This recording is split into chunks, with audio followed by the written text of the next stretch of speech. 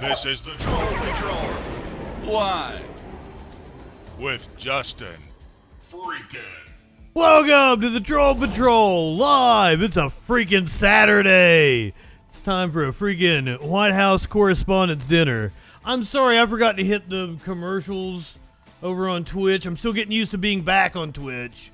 I don't even know where the button is anymore. I think it might have done it for me anyway. I wanted to play all at the beginning so that like I have control over them and then nobody has to see ads and miss anything. Meat Cakes, Flo, good evening, welcome, Reverse Thread, Sparkles, Mr. Mystery. I'm so glad to see you again. Thank you for releasing me from my exile.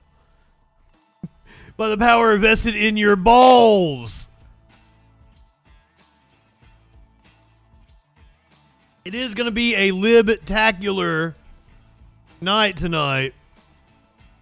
Be prepared to roll your eyes many times. I have mixed feelings about this. I love comedians. I like journalism.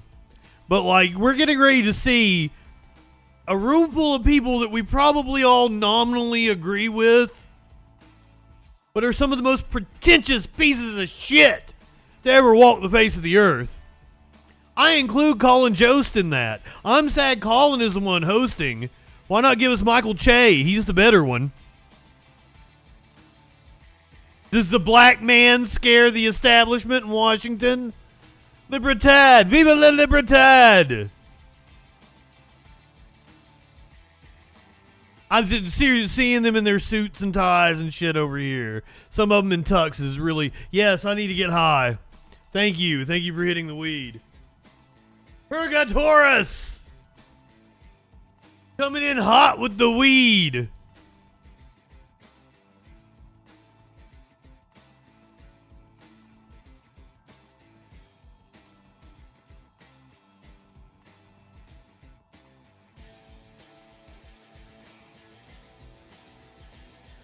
Like a chump. I have them play all at once, so then you don't get them again. And then I can control them and make them play. Hopefully before the White House dinner gets started. It apparently starts at 9 o'clock. They're funneling in right now.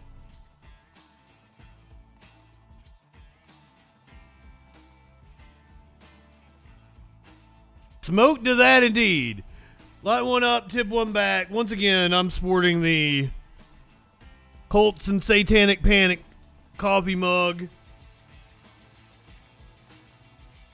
Live, laugh, Lucifer. I'm so sorry. Producer Dave invited me to come on for Fire by Night the other night. I passed out. My apologies. I reset my drops. I don't know if I did or not. You live in sexual anarchy? Charlie Kirk came at us. So this is the scene at the White House Correspondents' dinner. Colin Jost. I guess they're announcing their esteemed guests.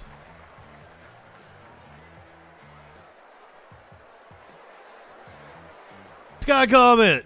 Speaking of libs. No, I saw your post on Threads. People calling you a libbers, eh? Dustin, good evening. Please take your seats.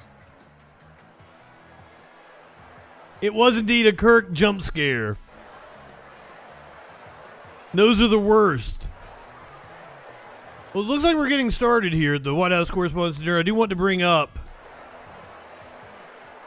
that, oh shit, it ended. This was the protest that was going on outside of the Correspondents' Dinner We ask just minutes ago. your seats. I assume still going on, but AP has ended their coverage. But anti-genocide protesters outside of... Is that the Watergate Hotel? Is that where they're holding this shit? I think it says Hilton over there. It's a Hilton. Now, please welcome Vice President Kamala Harris and the second gentleman, Douglas Emhoff. Well, guys, hold your applause now. Don't get too rowdy. I know how much everybody likes the vice president in my chat. She looks lovely tonight.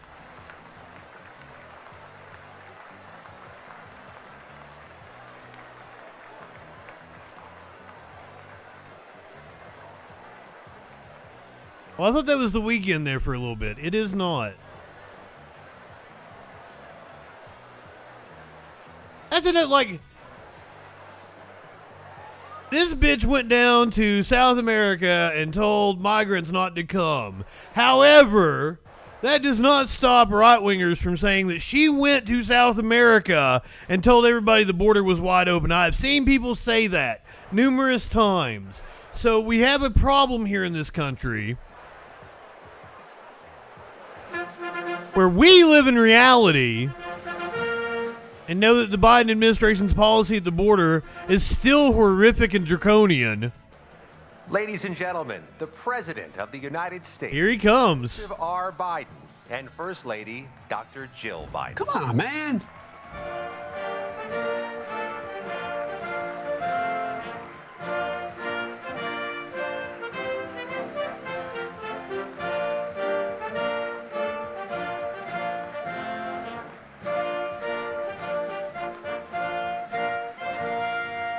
They just listen to whatever flavor of right-wing idiocy they get recommended on the YouTube and the Ladies Facebook. and gentlemen, please rise. They assume it's correct. Presented by the Joint Armed Forces. Because why would Benny Johnson or Charlie Kirk or Ben Shapiro, why would all these smart-seeming motherfuckers lie to them?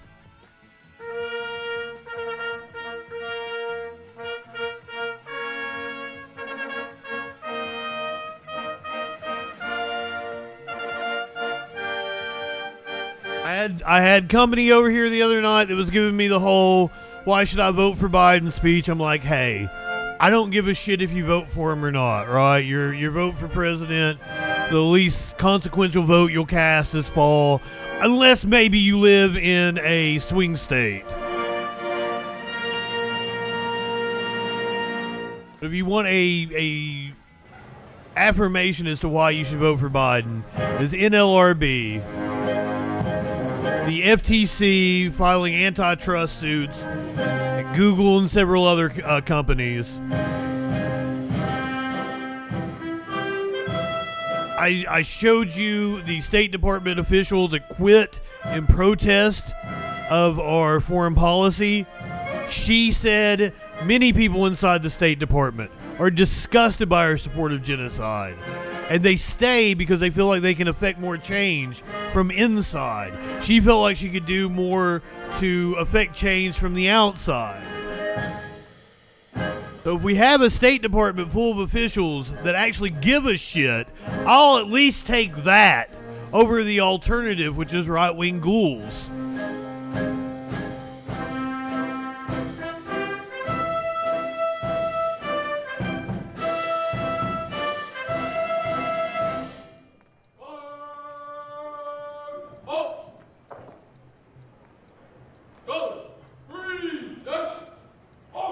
I hate fucking pomp and pageantry and stupid bullshit.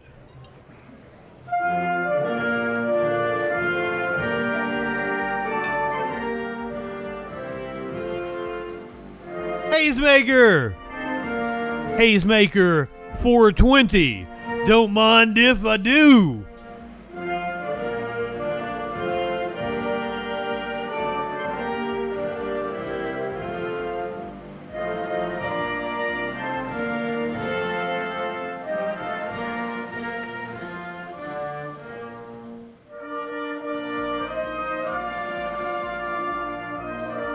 If he does any talking, it'll be short and sweet. It is predominantly going to be Colin doing the...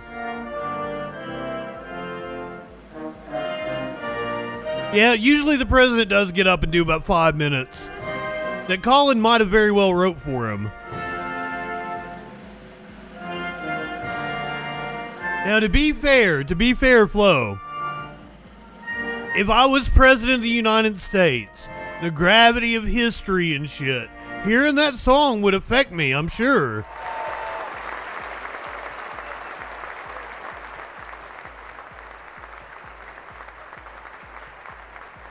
Just the magnitude of The Office and hearing that song, that would have to be, you know, chills down your spine.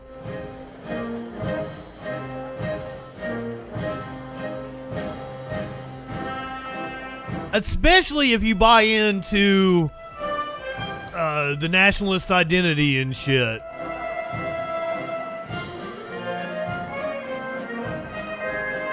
Once again, I'm over here like, this is all fucking stupid. I hate this. I hate the pageantry. I hate the ceremony. The standing as a sign of respect. Blah, blah, blah. Hate all that bullshit. Politically, good evening. I would not doubt that Caitlyn Jenner would be in the audience.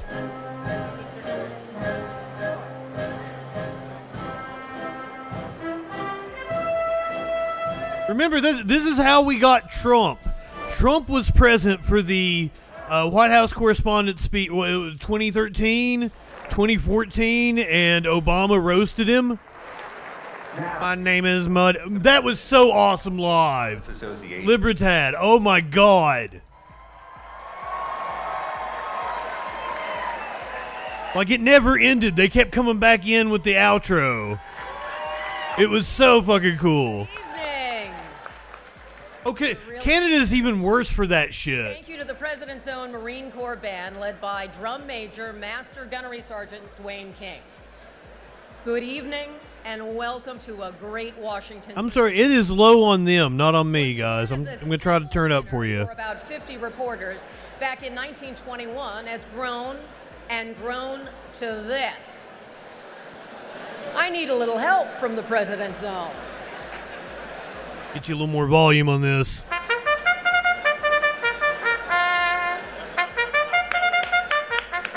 Thank you, sir.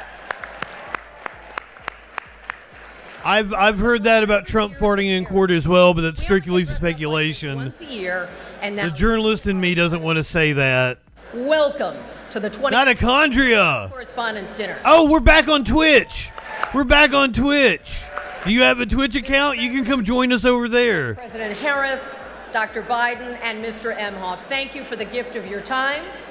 This is a complex moment for our nation, and a campaign year with faraway conflicts leave many worried and wondering about the future. Understandably so. We know that is our backdrop tonight. They are not paying attention to her at all. There is value in praising exceptional work and promising student journalists. This event is the primary fundraiser for our association and the scholarships we will highlight. So if you believe in our purpose, we welcome your donations. Poor lady. Appreciate your generosity. Master Sergeant, I think we might need a little boost for that, don't you, sir?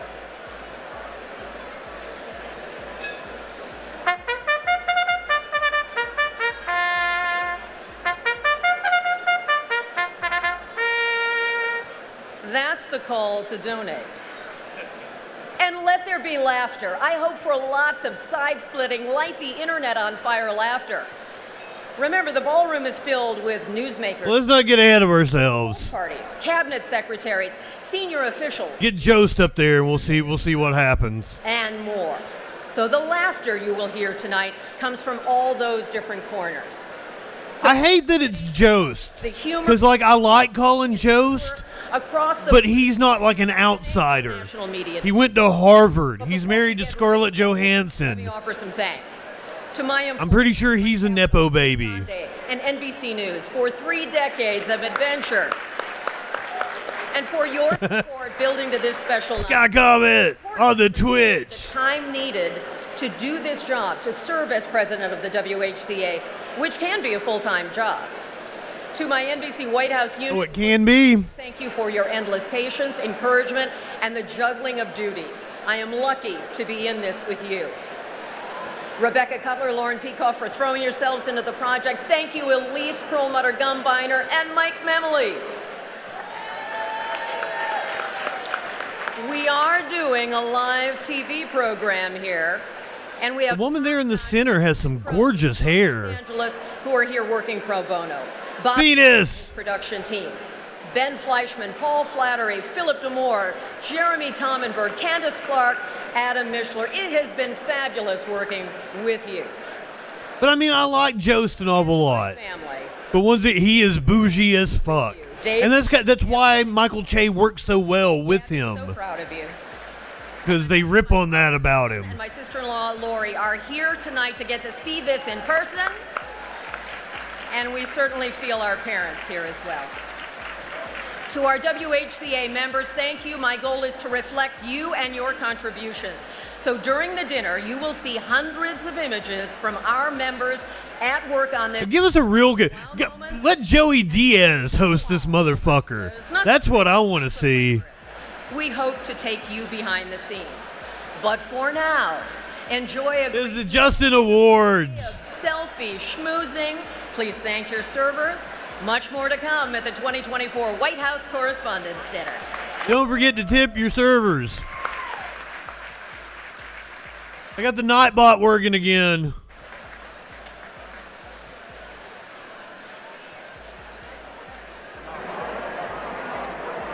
Or you can stay on YouTube. Don't let us peer pressure you.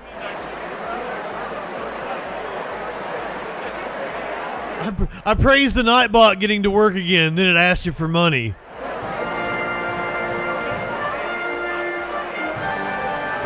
Is Doug Benson still alive? Get him up there. Doug Stanhope. That's who I was. Not Doug Benson. That's the kind of jovial, jolly fat guy kind of deal.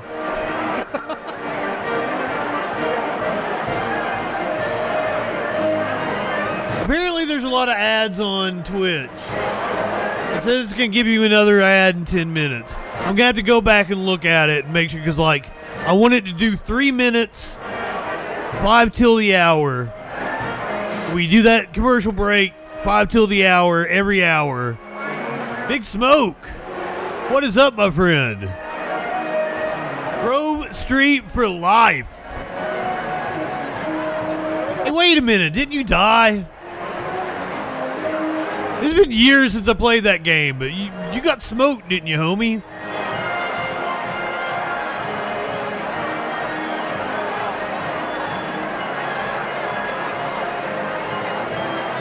At least on YouTube, you got the possibility that I'm going to cuss and smoke so much pot that it's not going to give you ads.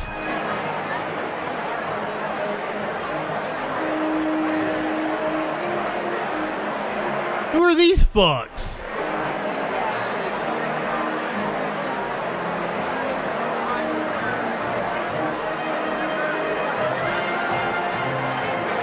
I'm just kidding. They look like lovely people.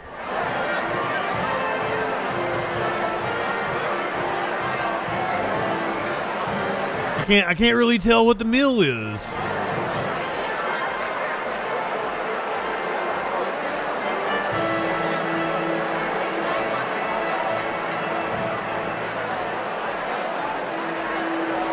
That's what I love about you clinically. You keep me grounded. You keep me grounded. Is that J.K. Rowling? Why do they have J.K. Rowling next to Jill Biden?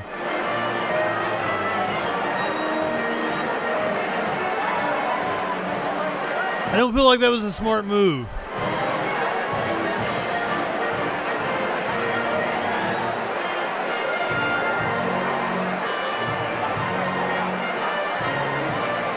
So I guess we're at the part of the show where we just watch them eat.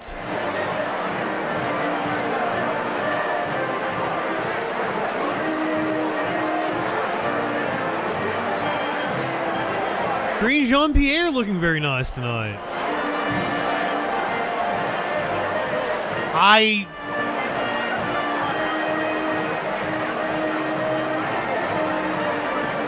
Oh yeah, I had the protests up, Venus. AP ended their coverage, but this was going on. We'll probably get another live stream. Let me get you a live one. Anti-genocide protests going on outside of the White House Correspondents' dinner.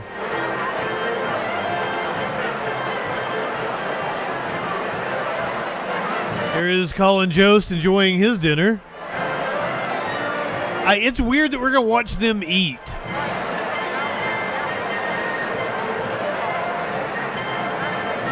I don't like it.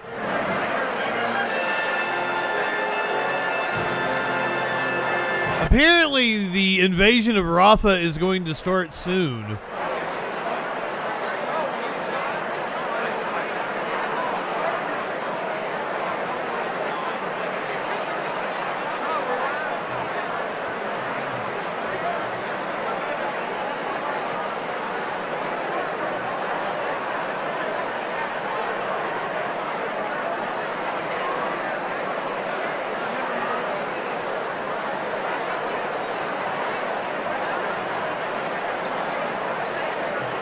While we're waiting for the actual entertainment to start,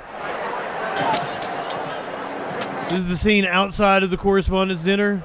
Oh, wait a minute. This is not outside the Correspondents' dinner. That does not look to be America.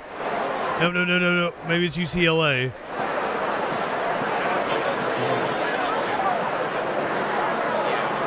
Thought it looked strangely Middle Eastern, but no. Okay, college campus makes sense.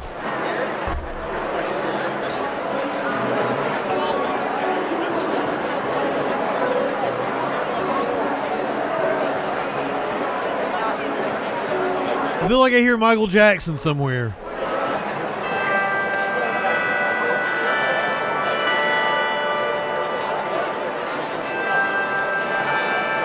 Protests are continuing to spread to more college campuses across the country.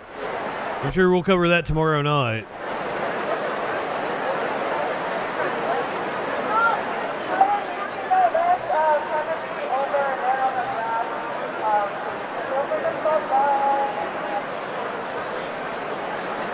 I'd rather watch this than bougie people eating.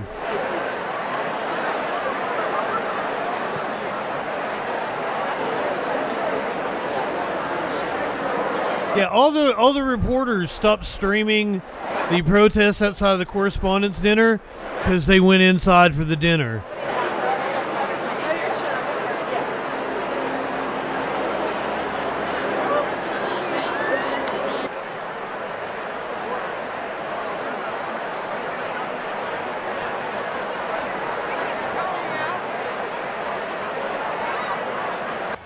So that it is at the DC Hilton.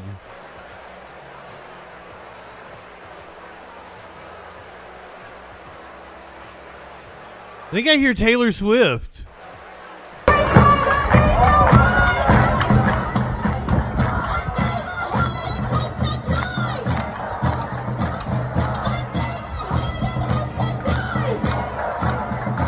So take solace in the fact that as we watch these bougie people enjoy their festivities and their pageantry and shit and suck each other off, that's what they're really going to be doing. This is going on outside. They are going to be confronted by this when they leave. They saw this when they came in.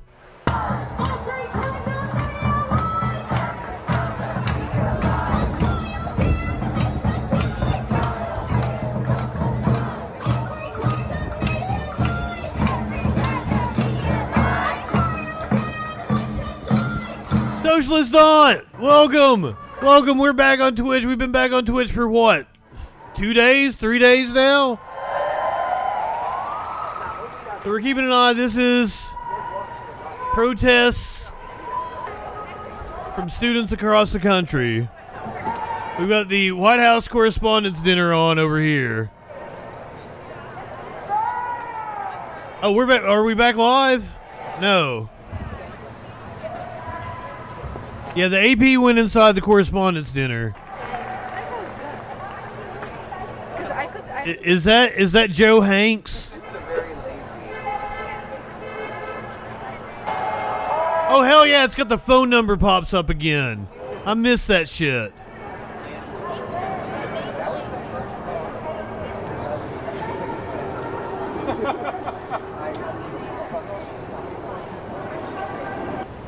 I believe these are live shots or near live shots from across the country. It's not telling us the location.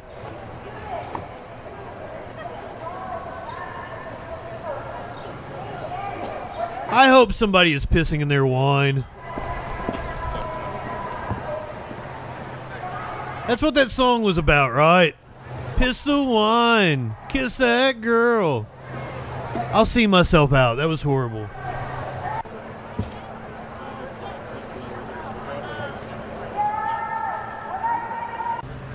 That was one of my worst ones. I apologize. Does Colin Jost say a joke that's worse than that?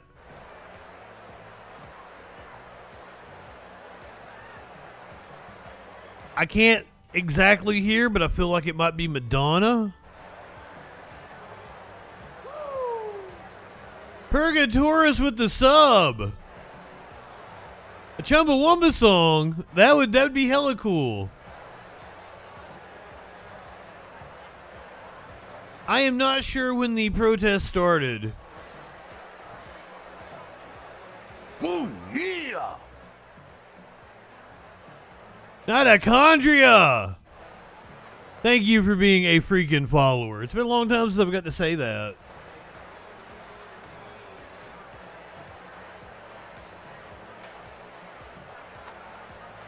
Thank you guys for everybody that stuck with me when we got kicked off of Twitch.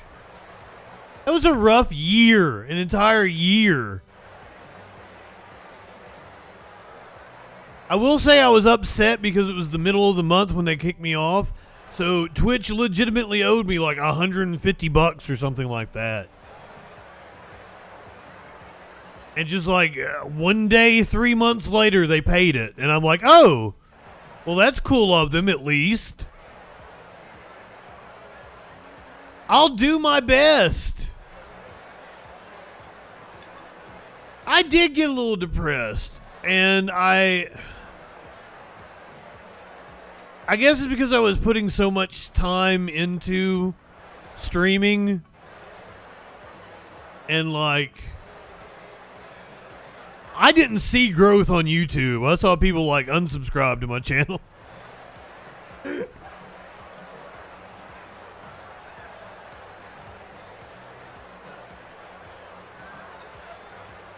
You should have them subscribe. You should have access to all the troll emojis for being a follower.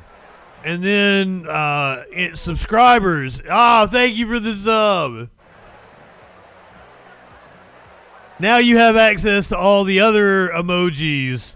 And tell me guys what you want. I've still got some open slots. Content warning.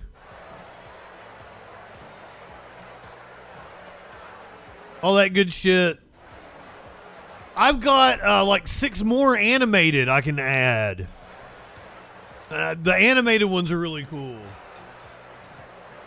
Oh, I'm sorry if you got ads.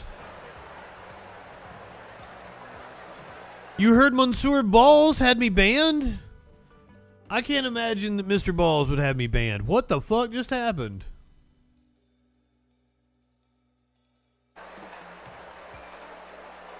That was odd.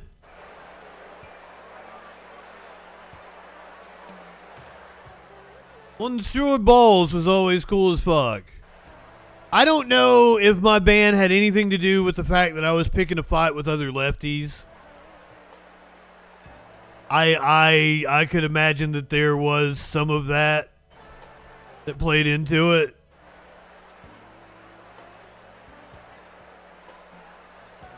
And it was so weird the way everyone reacted.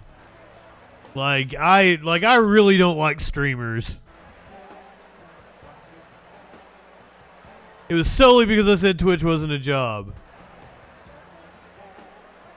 Like the one streamer that confronted me about it and that we had a back and forth and was like funny and made jokes and was cool was James from the internet. So he won my respect.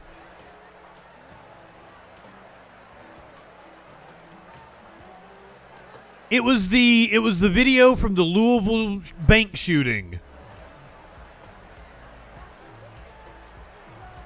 Oh, well, I'm gonna have to tell you guys a story. I've been working for a TikTok YouTuber that, like, apparently they're really famous. They get recognized in their videos all the time. Shit, I had no clue who they were. It was hilarious that I didn't know who they were for the long, and like people I know flipped out about me editing for them. But it's these two brothers, and they've always been super cool to me because I don't usually edit for YouTube TikTokers because they always have an attitude. They always want to pay you $50 for 10 hours of work. That's no, I'm going to go work for some company that's going to pay me $100 for something that takes me 15 minutes. They're the worst to edit for. But these two brothers, they were super cool to me. And, like, I enjoyed their content. Like, yeah, not my thing. I wouldn't go out of my way to watch it. But it wasn't a... Venus. No, trust me. Because for those of you who don't know, I am a contract, freelance, video, audio editor. I do motion graphics. I do Photoshop, After Effects, anything like that. So, and like my bread and butter really is like, I hate it, but it's like the corporate shit. Doing voiceovers for like, if you guys ever hear me on something, it's gonna freak you out. Like I did like these safety videos not that long ago that I did the voiceover for. I've done a lot of AI programming here lately. I don't know if I should do that or not. That really will take my job. But, Resonate, welcome. You're not really late. You haven't really missed anything. I can catch you up. We've had protests outside. Pretty much the only thing that's gone on in the at the dinner, they've introduced everybody. They've come out and sat. I think Jost's set starts at 9. We've just been watching people eat. We've been checking out the protests that have been going on campuses across the country. There is a giant protest outside of the Hilton where this is happening.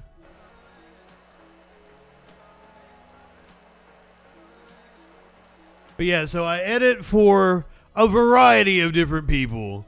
So, like, you might have even seen my content before. Hey, my mom called me one time and was like, I saw this commercial and I thought it was you. Because it was, like, your style. Warlord, good evening. So, check this out. I did a voiceover for a Republican Supreme Court justice in Alabama. He won his race too. So I could probably find that audio of like me. I think Cam Ward was the dude's name. I think. Don't hold me to that. You know how horrible I am with names.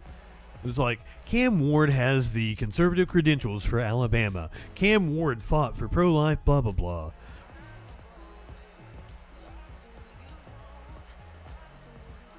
I have also done some, like, gay erotica for audiobooks. I mean, I can play you audio of, like, me talking about sucking dick. I love the range of shit that I've done. Yeah, probably about 30 minutes is when this is going to heat up. Who is this woman? That's not J.K. Rowling. Who is she? Apparently Jill Biden's guest of honor. I mean, fair enough. You hear about me sucking dick enough already. I suck a little dick. But also, Corinne Jean-Pierre. Looking very enticing tonight. Normally not my type, but she got it going on.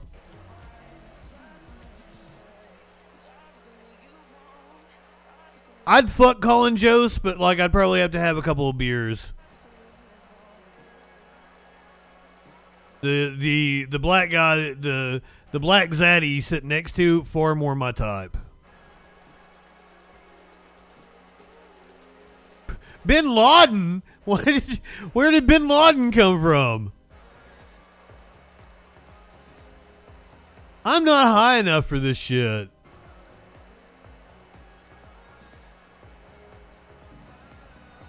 I don't think I would have ever fucked Biden. Not at even any point in his life. To be fair, it's not her statement. She speaks on behalf of the administration.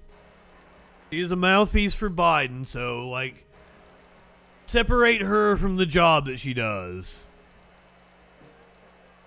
She might be cool.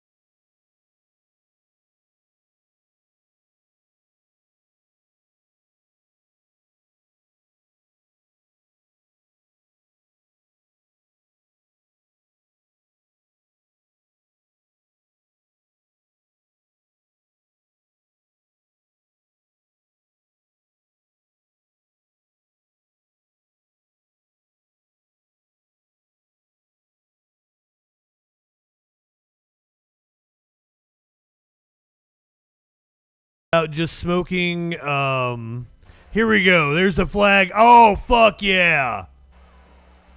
So this is the Hilton Hotel where the White House Correspondents' Dinner is going on currently.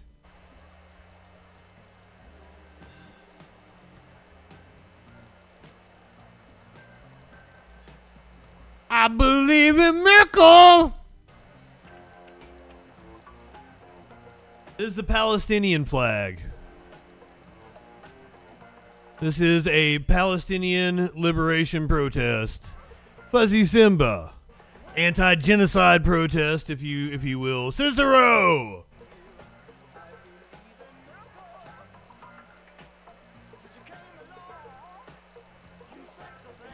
Yeah, it's got a green and black stripe.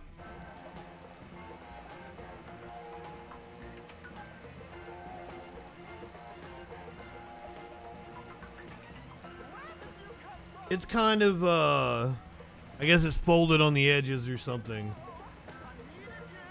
Kind of hard to see the green there on the side. Oh, it's all good. This is the CIA or the FBI surveilling the protesters outside of the White House Correspondents' Dinner being held at the Hilton in Washington, D.C. Ooh, was that the arrival of the presidential motorcade? It could have been any number of U.S. officials. It's possible that that was the presidential motorcade, though, as the flag was lowered. Because it wasn't there. We were watching the protest outside of the Hilton earlier. This is still going strong. I'll get you guys some videos here in a second. All the live streams ended because everybody went into the Correspondents' Dinner. Hey, I do not blame them. If I was a journalist and I was there covering the protest, I'd go in and get a free meal too. This is in Washington, D.C. This is the Hilton, Washington, D.C.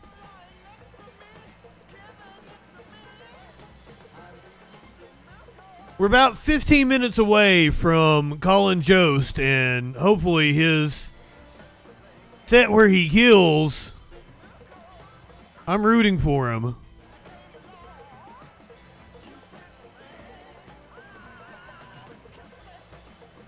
See if I can get you a more current video from...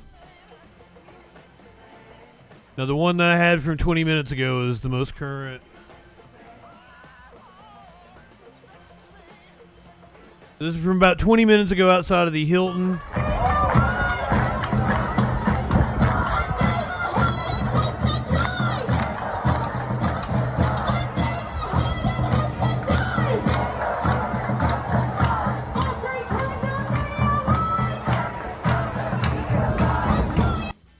All right, everybody got your marijuana accoutrements ready? I need to take a drink of something. I got cotton mouth real bad. All right. Somebody redeem a weed when you see the weed pop up on the screen. Hit your accoutrements. Boom.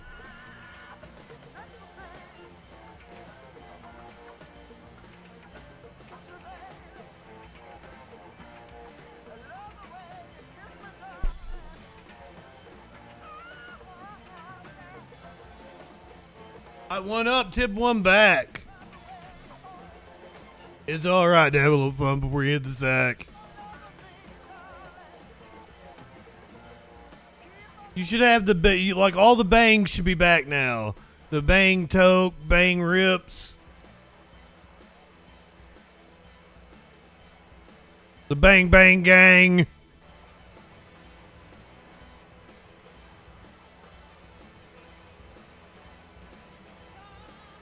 Why is the music geared towards Biden?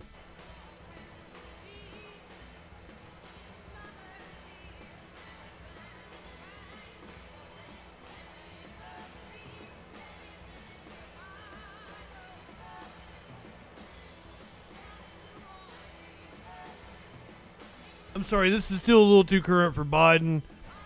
He was more around the time of Mozart. Beethoven, Vivaldi.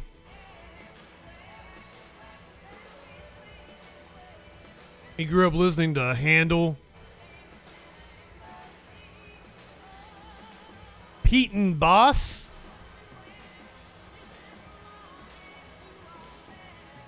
I will add them to my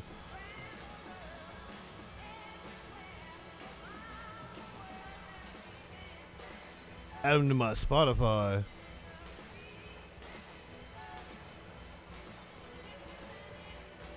We'll do a fucking around stream here soon. We'll do music. I haven't got the chance to do music with you guys in so long. We did do, we did Thanksgiving specials on Kick and D Live. Wait a minute, wait, whoa. This is not what I was expecting these guys to look like. What the fuck is going on?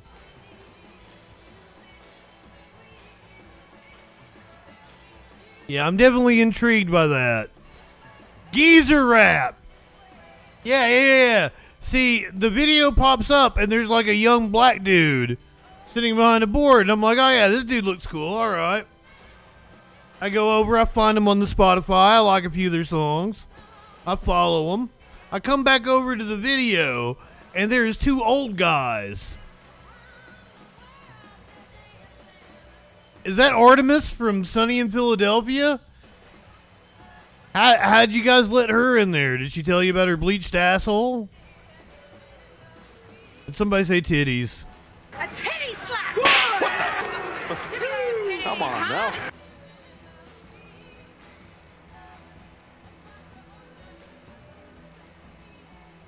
I'm tied to not only the YouTube viewers at the time, but I'm tied to, putting it up on Spotify as a podcast.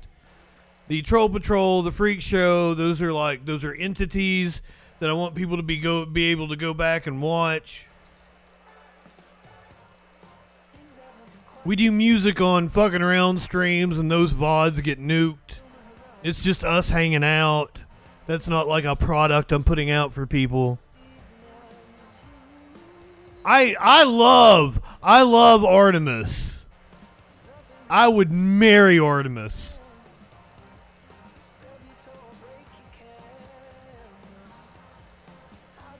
She's my dream girl. I don't know, she might like it a little too rough for me. Her and Frank in the dumpster behind the Wendy's, that's not really my thing. Every other kind of thing she gets into, I'm so down with it. Come on, man.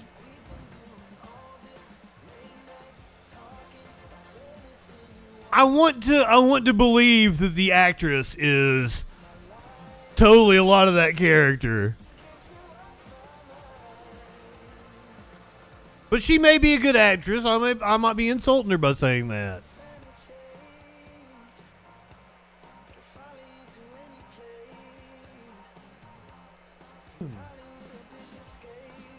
I'm like face blind. I don't recognize people. And it's kind of horrible. It makes me problematic in a lot of ways.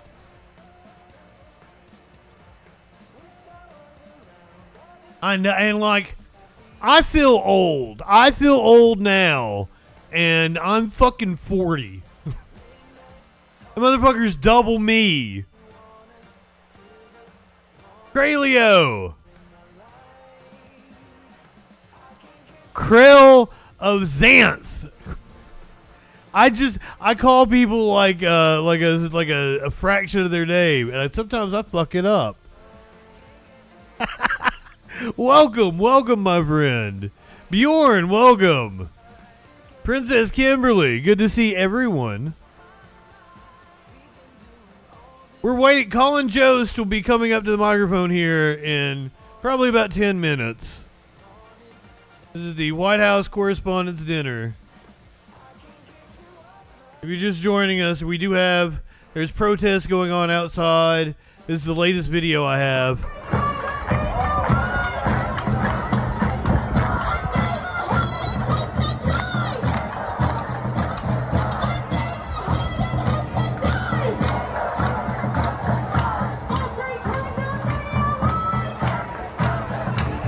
I could have, I so could have taken that route in life. I could have been up there on the dais.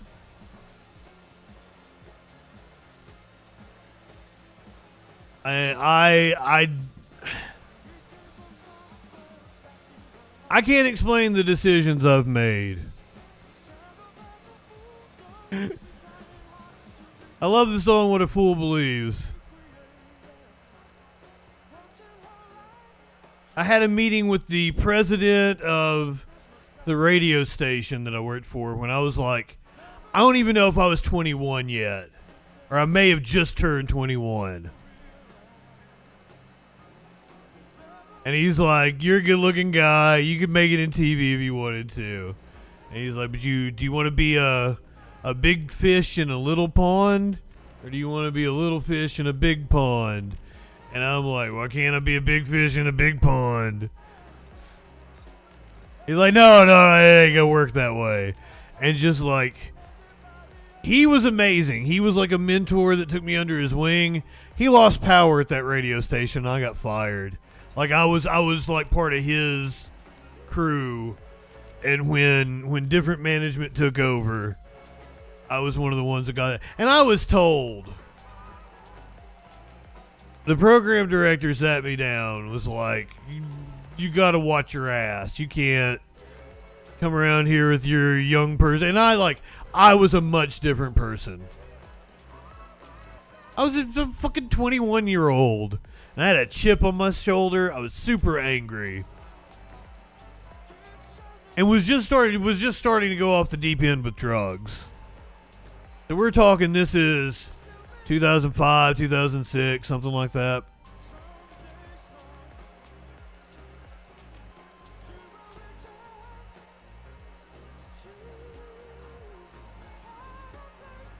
It was my mentor at the radio station dying of a heart attack in his driveway with a pizza in his hand. That happened in like 2008, 2009. That's what motivated me to... Because like I always thought he would see me be a success. So that made me go back to college. But I caused all kinds of trouble while I was at college. I'm banned from my broadcasting department. I have a degree in radio, television, film production.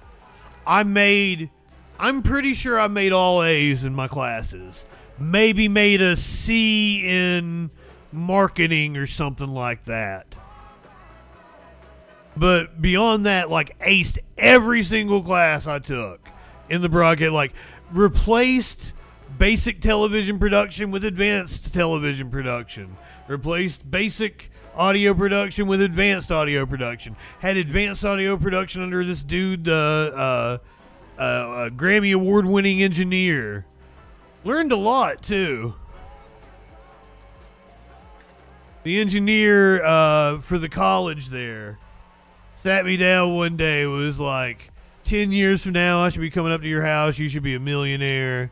And I'm like, hey, you know, like, I'm kind of marching to the beat of my own drum over here. If I was to play the game... But I think it's a little too late for that. I don't think I could... I've gone too far, right? There's too much video of me saying the most horrific shit. I can't wipe that existence from the internet. Once I officially became JustinFREAKIN, and that was the problem. Drake, good evening. So, like, for the longest time, I had 1 foot in and 1 foot out. Like, I did not fully commit to being JustinFREAKIN. And, like, I've told this story before. In, like, 2012, my girlfriend at the time, she wanted to do porn. And I had access to all the equipment to make just fucking excellent video.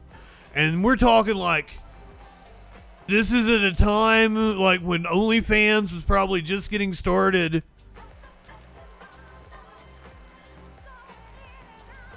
Ending up like Artie Lang is not a good thing, I don't think.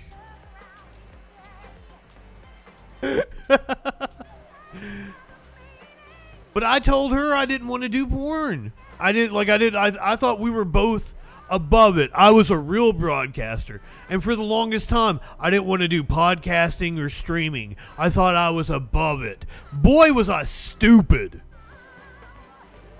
When I got kicked off of the radio in 2012 or 2013, I think it was 2012, the first time everybody was like, do a podcast. So we're talking like there's only handfuls of podcasts out there at the time. I was fucking stupid. And I already knew producer Dave at this point. And producer Dave started getting on to me about streaming about 2015, 2016. But I think he may have, like, as far back as 2012 was trying to get me to do, you know, the online radio with him. Oh, you said I could have ended up like Artie Lang. I thought you said I did end up like Artie Lang. I'm sorry. I am not high enough for this shit. I'm telling stories while also trying to be... Green Jean-Pierre looks really good tonight.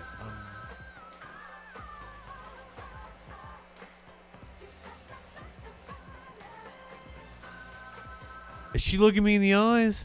Did the fucking browser crash again? This is wild.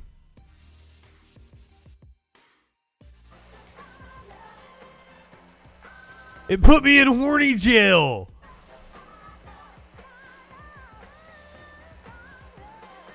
Hold on, I kicked my lighter under the TV stand thingy over here. I'm gonna have to go diving for it.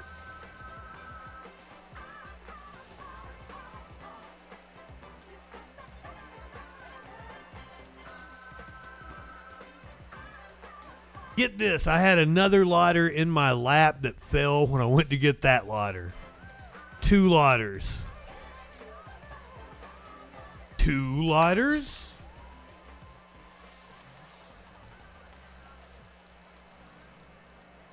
Yeah, sorry, a little distracted.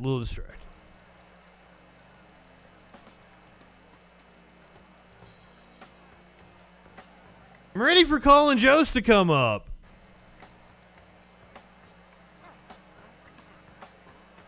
Really bored of watching them.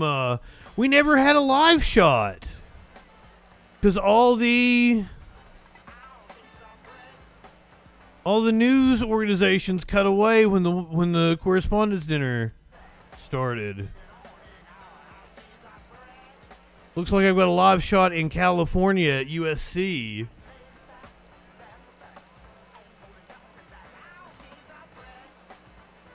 Might be able to get us a more current video here on Twitter.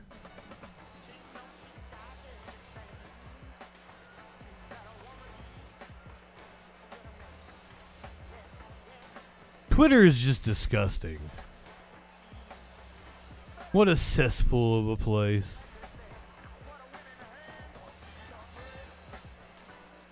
Yeah, the latest live video I've got off of the Twitter is... Oh, I already had it up. This is the latest one I got.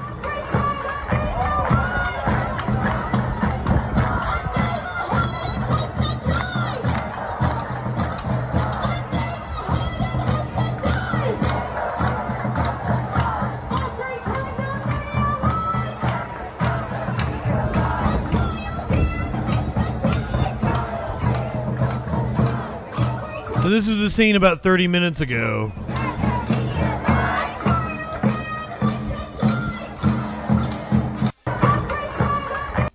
Yeah, I worked at a like a Ramada or something that had like a fucking huge conference room. But it was maybe 16 different, like you could have 16 individual decent sized rooms. It's still twitter.com. Drake, did I tell you good evening?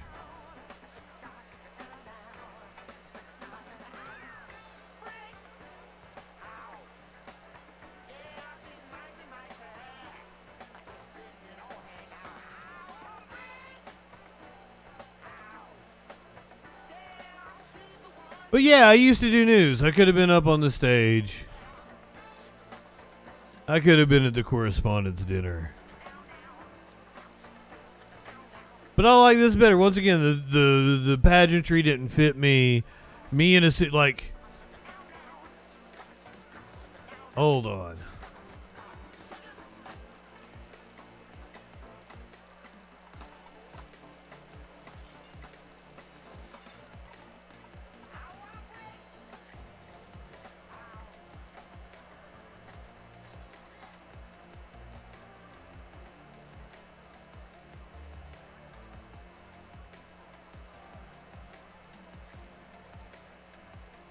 Jesus, apparently I don't have any old pictures of me wearing a suit. Oh, here's one. I've got my jacket off, but I got a tie on. They made me keep a very trimmed beard. Anytime I tried to do anything, I couldn't have my Fu Manchu. They would not let me have my Fu Manchu. Purple's my favorite color, and it looks good on me. I was a real newsman. I was a news director of 9 radio stations, and I was a writer for like the 3rd largest circulated newspaper in the state of Kentucky. At like 21.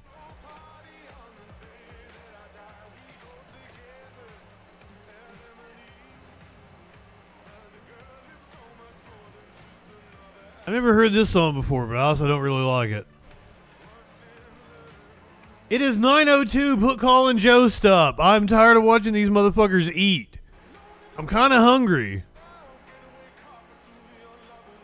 I was gonna make meatballs and baked spaghetti. Like sear the meatballs in my Dutch oven. Make my spaghetti sauce and dump some noodles and the meatballs in there. And then I was gonna bake it with some cheese on top. But I waited all day until about like 5:30, and I was so hungry. And when I go in there to like start getting shit out, I notice I've already got a burger cooked left over in there. I was like, I can have a burger now, and I can make meatballs later. That's what I did. I have Gouda white cheddar, and I have blue cheese. But the blue cheese is for the burger, clearly. But I would probably top the spaghetti with like I've got like a bag of Sargento four cheese Mexican.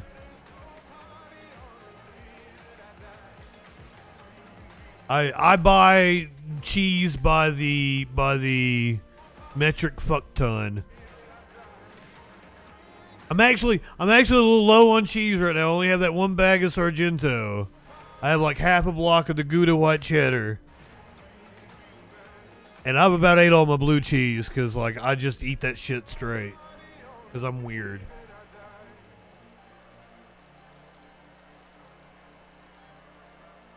Okay, here's also another thing that I noticed that put a cramp in my style. I didn't have any tomato sauce.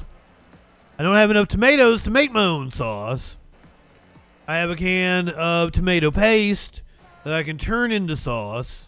And I have like half a tomato that I can liven it up and give it some, fresh tomato flavor with. It gets the deep richness with the paste. That's probably what I'm going to do. Check this out. I bought a food processor. The tomato struggle is real. I fucking love tomatoes. Try to always keep them on hand so if I want to make my own sauce or something. But then again, you keep a lot of tomatoes on hand, you're bound to like be throwing some tomatoes out because they go bad on you.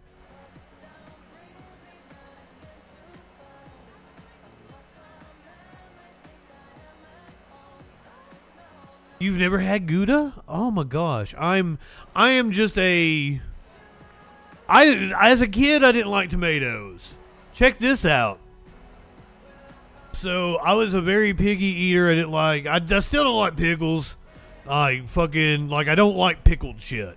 period. Like any kimchi, fucking sauerkraut, anything that's pickled, I am not into. That is just not a flavor I dig. Love cucumbers. But like as a kid, like I wouldn't eat onions, wouldn't eat tomatoes, wouldn't eat hardly any kind of peppers. I've never had a beet, I don't think. I wouldn't eat a beet like out of a can or something. See, I'm sure I would hate it if it's pickled. I don't know what to tell you. Like, just the pickled taste is horrible to me. I love a sweet and spicy. That's where I'm at. And that's why like I love fucking sriracha. I put fucking sriracha on goddamn everything. I like the sweet and the kick at the same time. That's my jam.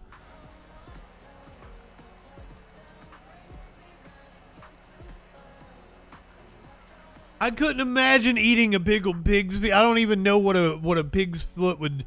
I could imagine cooking with a pig's foot, but I couldn't imagine it. What in the world do you eat off a pig's foot? Like the skin?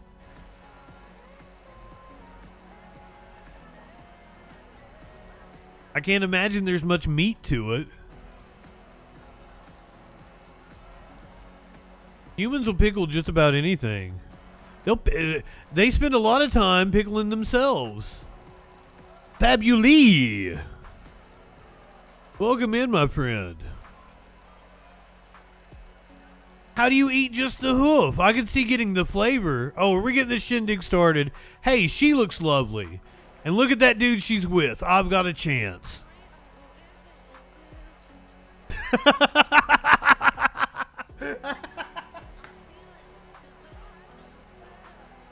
That was horrible of me.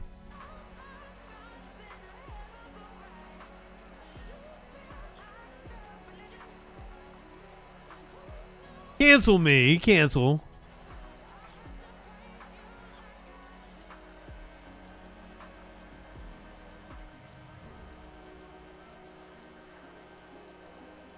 Who the fuck is that? Charlie Kirk with the waft hair?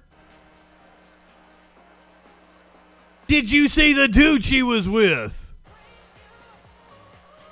That's why I'm saying that I have a chance.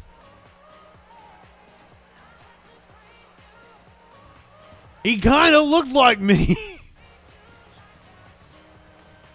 Let me tell you. I think everyone's out of my league, and it has amazed me. Amazed me. The people that have let me, like, see their vaginas and their buttholes. Amazes me. Like, really? You want to touch me? You live in sexual anarchy?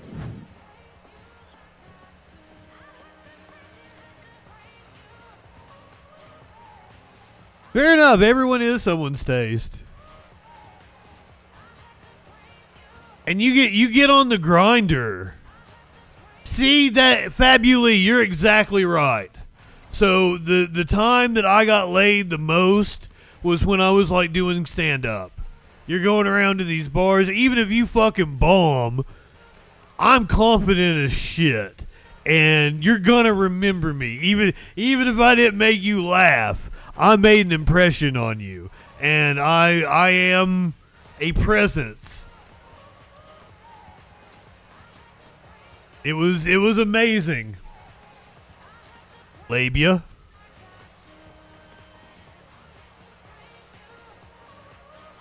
I did this, it was like some sort of, local crafts and arts festival, but it was centered around, pot and hemp culture. It was hemp because the pot wasn't legal just yet.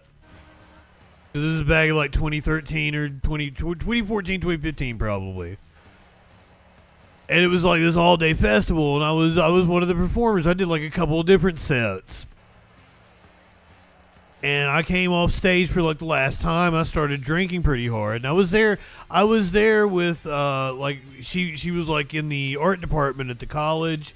Very, you know, open, polyamorous, you know, very open-minded about everything. And like she's just dancing, having a great time, and I'm sitting there, you know, getting drunk. And this girl, I have no clue where she came from. She saw my performance, and I guess she thought I was funny, or at least, you know, confident. And she comes over next to me, and she's drinking with me, and I found out later she was what they call a sugar baby. She's on like these sites where like old men can purchase them and their time and everything. And she looks at me and goes, "Man, your friend has a big old fat ass, doesn't she?" And I was like, "Yeah, she does." And she's like, "I like to play with it." I said, "I'm pretty sure I could make that happen." So I end up with the two of them back at my apartment. And like we're just hanging out. I think like I, you know, pack a bowl, I'm passing it around. I go to the bathroom. When I come out, she's like going down on my friend. They're both almost completely naked. I'm like, well, I guess we're doing this. How'd I even get off on that story? Oh yeah, confidence. If you exude confidence. Justin was in, well, for a little bit.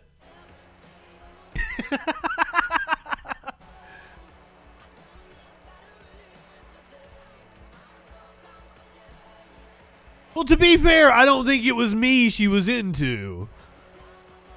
It was clearly my friend she was into. I was just lucky to be along for the ride.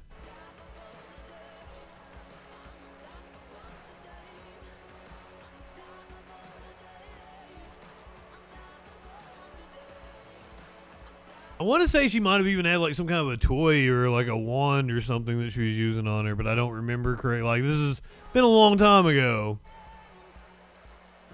You live in sexual anarchy?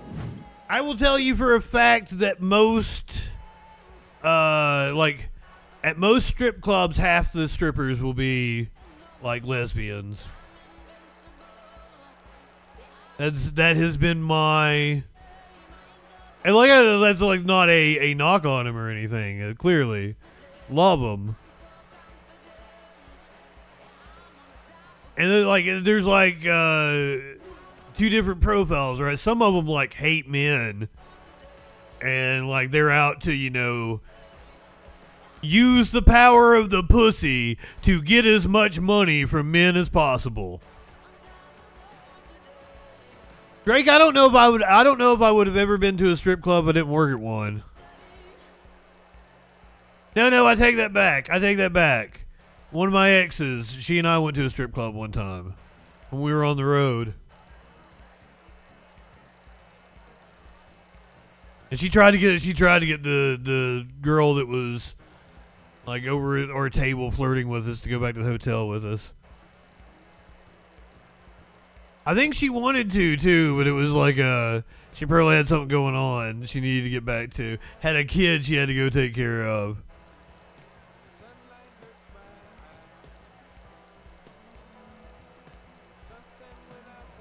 Because Cassandra could pull pussy.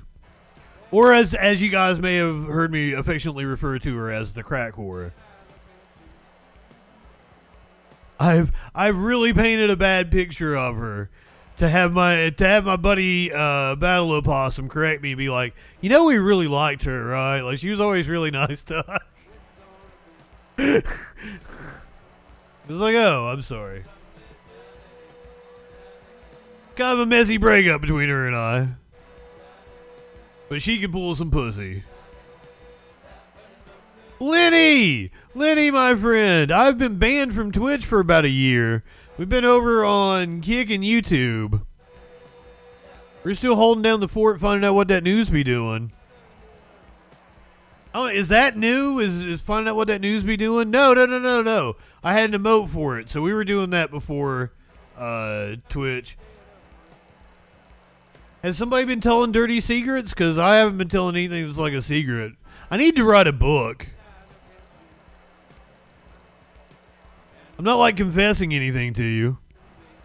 Justin has been doing the news. YouTube.com JustinFREAKIN. I'm on Odyssey, Rumble, BitChute. I am anywhere I can stuff my fucking content. And I am JustinFREAKIN on all of it. OnlyFans, I am JustinFREAKIN on OnlyFans. For a while, I was just Justin Muffins with no picture or anything. I'm like, nah, fuck this. I'm JustinFREAKIN, and I've got my picture up there and everything. If you've got an OnlyFans account and I subscribe to it, you'll know who I am. I might even talk to you during your live stream. Wild card, bitches. Yes, you do not know Mr. Muffins? I deactivated that account like a month before I was able to reapply because I didn't want anything to interfere.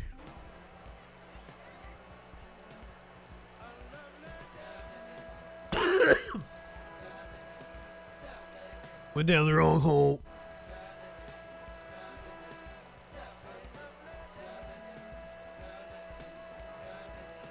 Have you seen my muffins? Here's a confession for you. I don't like muffins. Apparently that freaks people out because I've been Justin Muffins for so fucking long. If I had my career to do over again, I would be Justin Muffins instead of JustinFREAKIN. I don't like cakey stuff. I like gooey. I like my pastries gooey and shit. Gooey, creamy stuff. I like pies. Minty, good evening.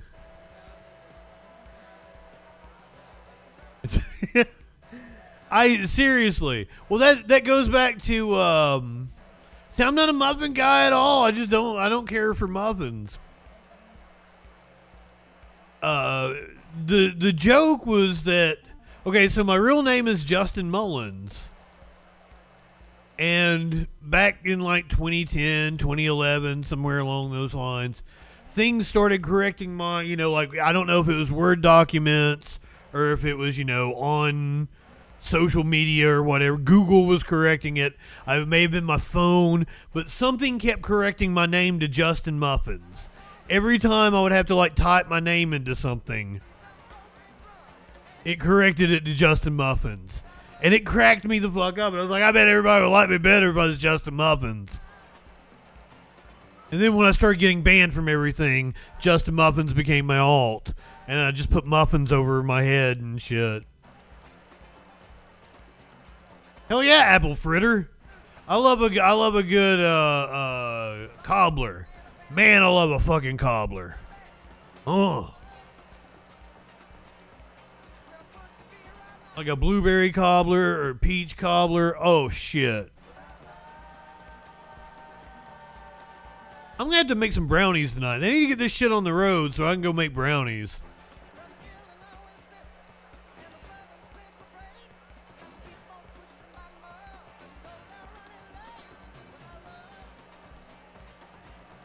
I don't blame you. I'd kill a man for some cobbler.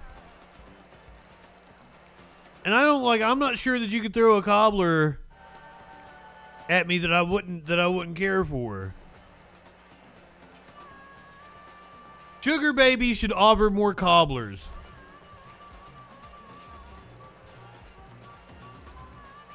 She apparently left some Smash. Good evening. The Sugar Baby apparently left some really, really nice sunglasses at my apartment. So she had sunglasses on. It was in the middle of the night. We'd been at the bar all day. Remember, this was like an all-day festival. I don't know when she showed up. She just magically appeared while my friend was dancing. But she barely had sunglasses on her head. She left them at my apartment. She gave me her number and shit, and I messaged her like, hey, you left your sunglasses. They were apparently very expensive. She never came back and got them. I gave them to one of my other, like, you know, friends with benefits I was hanging out with at the time.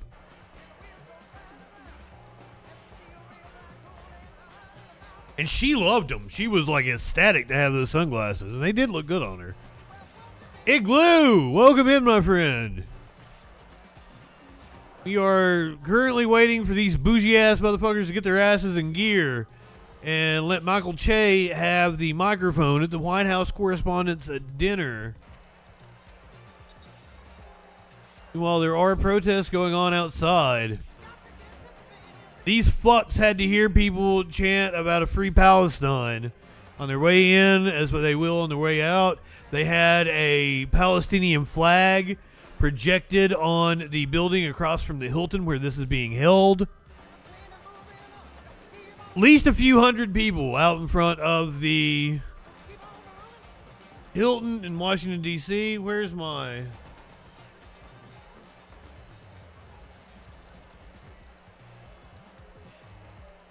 Here we go. This is the protest.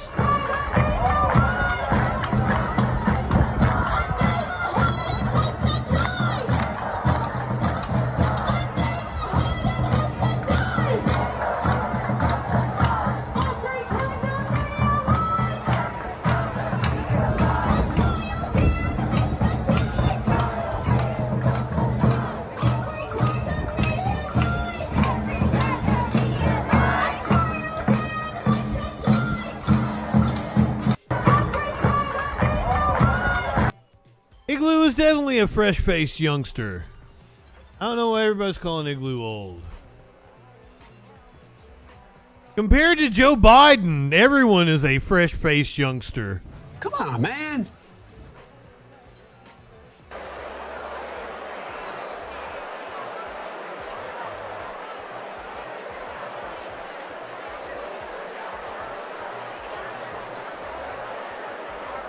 You're older than Joe Biden, and Lord have mercy on your soul. I'm sorry, Smash.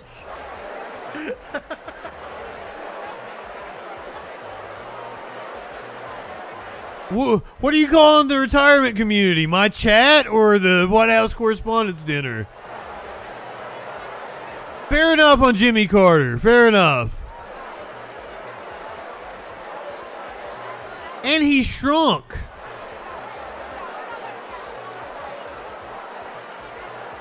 I'm so glad to have my Twitch back for election year. We're going to do all kinds of debates. We're going to do all kinds of coverage. I had pulled back to just doing Sunday, Thursday.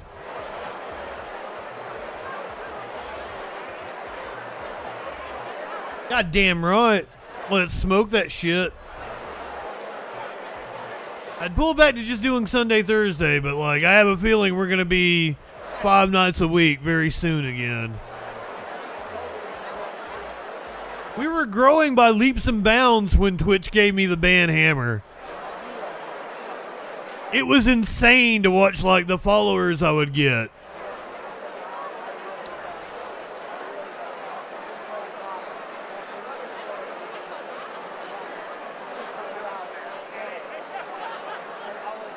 Every night I was averaging like 2, 3, 4 more than the night before.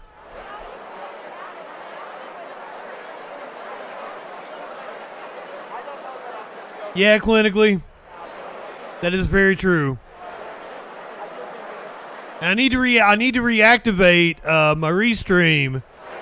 And we'll get Facebook on here. Man, do you remember the night we had like 1,000 or something people watching on Facebook?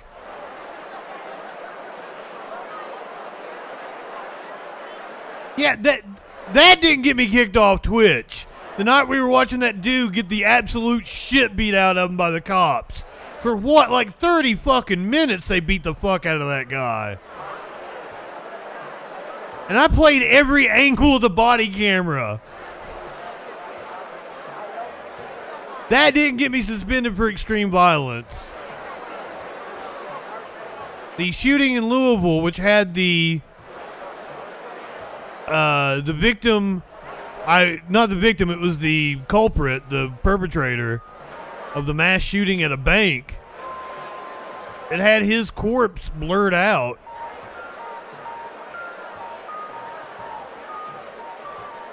I don't know who is that like a Star Trek outfit?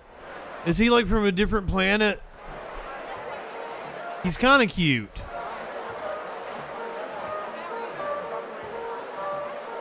Is that racist of me to say that? But it looks like he's like a I'm here representing the Federation. Is that Star Wars? Or they were red. I have no idea who he is. Captain Democrat. Oh my God.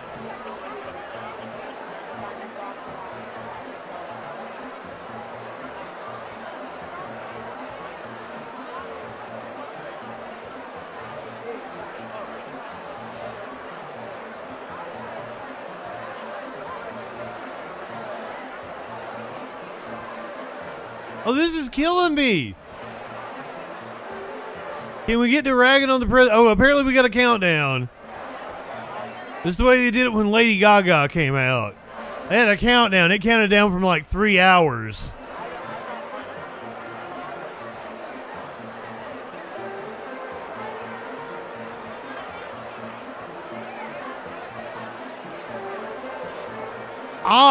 I was stuck in traffic and thought I was going to be late for Lady Gaga. No, I got there in plenty enough time to sit and wait for the 3-hour countdown.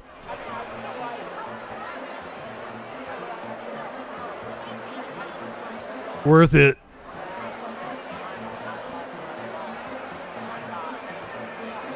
Who is she? The show begins in 3 minutes. This music is horrible.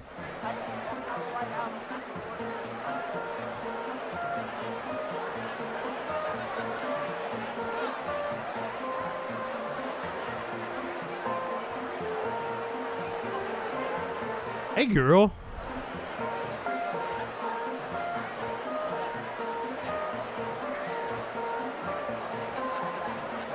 Is that Amy Klobuchar?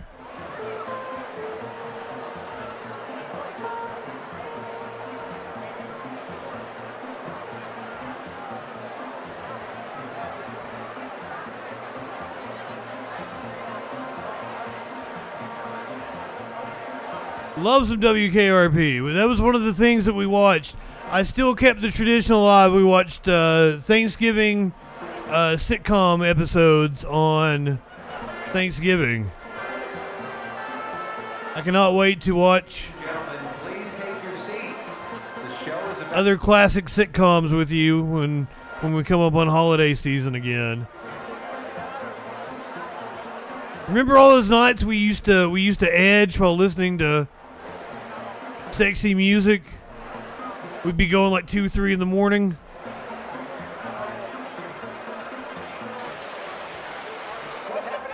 I swear everybody was jacking off. Correspondents' dinner, and some politicians are about to be roasted. Journalists gather to toast free speech at the White House Correspondents' dinner. We have This is already cringe. and laughs coming your way. It's Saturday night, and Colin Jost is not in New York. Get ready to laugh, everyone. The show is about to start. This star-studded celebration of the First Amendment. Picture a room full of the most prestigious names in Washington.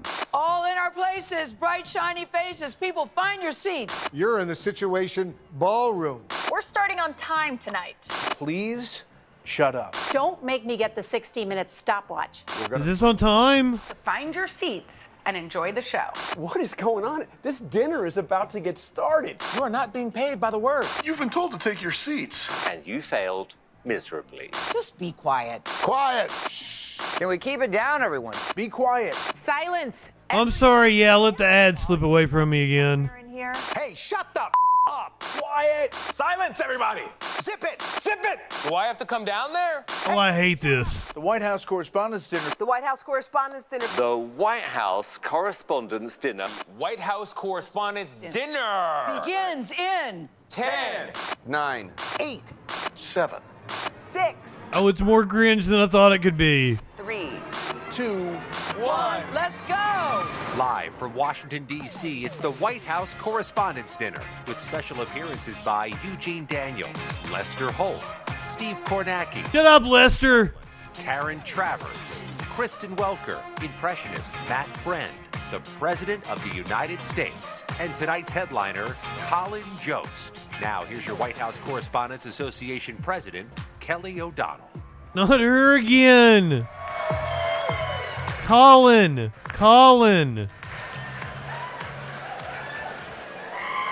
Now we've got your attention. I am not high enough for this shit. That was a lot of fun, and you see how lucky I am to have so many friends with big personalities who were willing to be a little silly and to help us kick things off tonight. Thank you to all of them who said yes when I called across all the networks. Thank you for I thought she was going to say big purses. Mr. President, Vice President Harris, Dr. Biden, and Mr. Emhoff, we welcome you as we celebrate freedoms that are both enduring and repeatedly tested. Your presence here speaks clearly and loudly about the essential connection between a free press, freedom of speech, and the democracy we value. How dare you talk about freedom of speech as students all across the country are being arrested? Tonight, we will honor excellence. We will look to the future with support for You guys are here sniffing your own farts know that instead of covering a breaking news story. this grand evening. You know, I just realized that. Crises and conflicts all around us. There's no mistaking that. They should have called this off. Many dimensions, including time to celebrate and time to laugh. So many of you have reached out to me to say how excited you are to see Colin Jost as our entertainer. You didn't have the balls to bring on Michael Che. Dream choice to headline this event, and this crowd says yes. That is a good day. That is a good day. Thank you, Colin, for being here. Let JustinFREAKIN host this. History and thinks about history like so many of us in the White House Correspondents Association. And I don't mean dusty books in the library. I learned a lot about Washington from hearing laughter on Saturday nights when I was growing up in Ohio. And that showed me humor could take on serious subjects and leave us feeling a little lighter. So I asked Colin and our friends at Saturday Night Live to open up the time capsule, nearly 50 years of political humor, to take us on a fun... Oh God, this is gonna be cringe too, but I'm gonna enjoy it. Ladies and gentlemen, the President of the United States. No problem. They always show that clip. Here and here and here and here. Not gonna do it. Not gonna. I will do this. I will do this. I will do them both together. One thing about being a leader is that a leader has to make some very tough decisions. That's why I'm going with the chimichangas. We are almost out of time, so I will ask each candidate to sum up in a single word the best argument for his candidacy. Governor Bush? Strategery.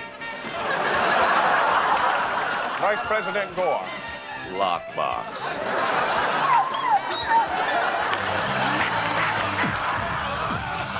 Obama!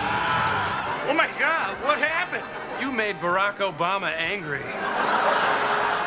And when you make Barack Obama angry, he turns into The Rock Obama.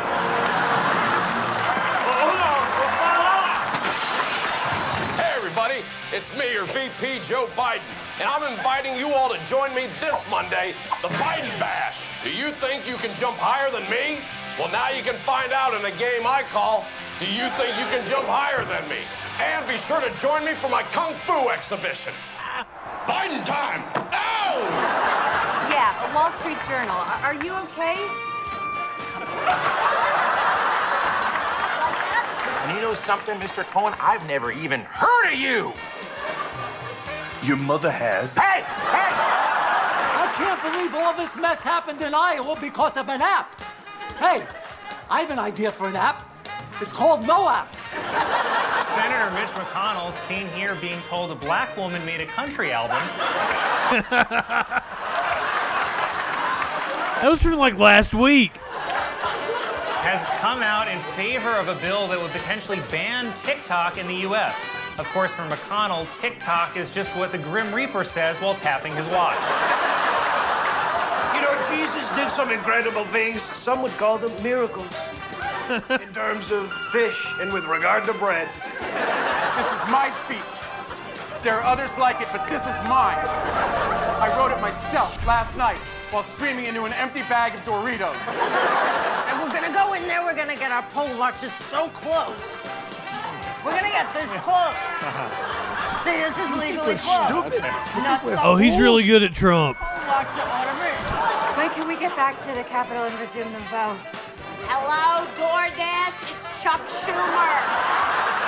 Congressman George Santos, seen here in a promo for a pawn shop reality show, was indicted on federal charges including conspiracy, wire fraud, and identity theft. He was also indicted for reckless homicide when that button shot off his jacket and killed a bystander. This entire country has been bullying me just because I am a proud gay thief. What else is new? America hates to see a Latina queen winning. You see, I'm not just a senator, I'm a wife, a mother, and the craziest bitch in the Target parking lot. House Speaker Mike Johnson said that he is blurring the faces on the footage of January 6th rioters so that none of them would be charged with a crime. So unfortunately, we'll never know who they are. It's a terrible time for our country. I am standing weirder than ever. I just pounded a Celsius. Let's do this. Woo! And remember, we may be from different eras, but at the end of the day, we're both Joe freaking Biden. And live from New York, it's Saturday night. We are live, and our dateline is Washington. Thank you, Lauren Michaels, Colin, and the SNL team. Now to our first bit of business. 50 years of SNL, we can applaud for a moment. Please bring a real comedian up. My eyes of watching all of that. We begin with our business of the awards tonight, and we honor What? not only to recognize the superb reporting, writing, and photography, but to inspire more great work from so many of you. When true facts, real accountability. I had no idea there were awards. This is the first one of these I've ever watched live. I turned to a newsman I first met when I was a college intern, and he was a local news anchor in Chicago.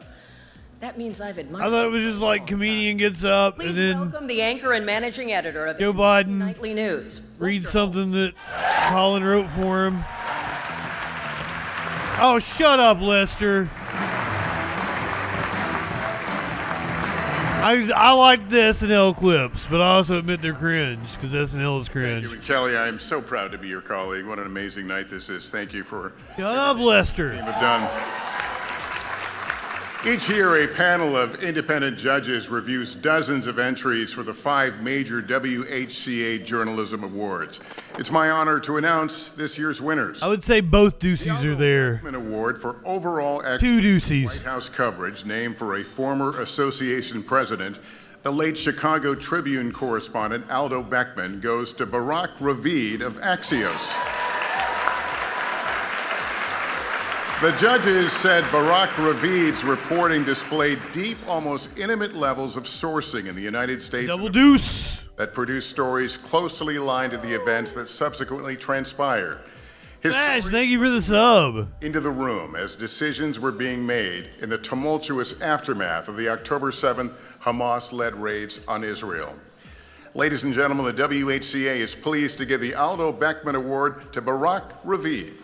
Oh, Thread throwed you a gift sub to get you back over on the Twitch. No more commercials for you. I'll go back and look at the commercials. There's supposed to be 3 play at the beginning of the hour, or 3 minutes play at the beginning of the hour. I don't want any more than that. I'll fix the Twitch.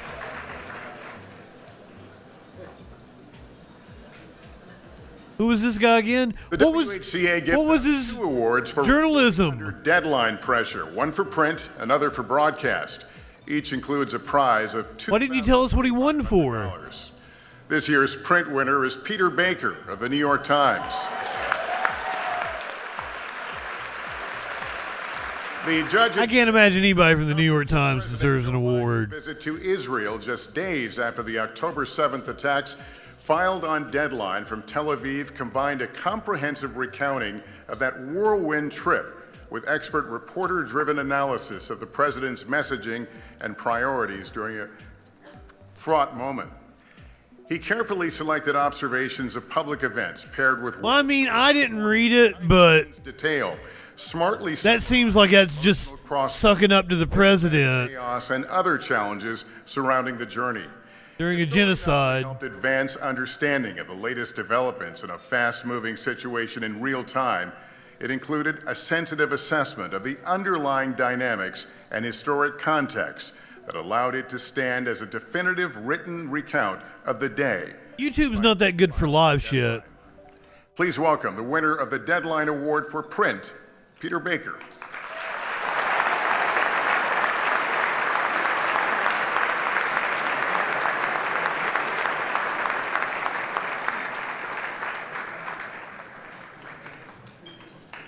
Congratulations, Peter. You look exactly like I thought you would.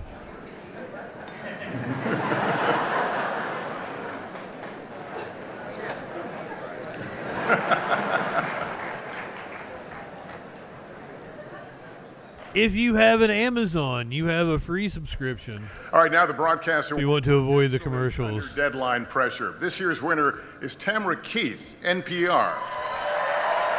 Tamara does do a good job.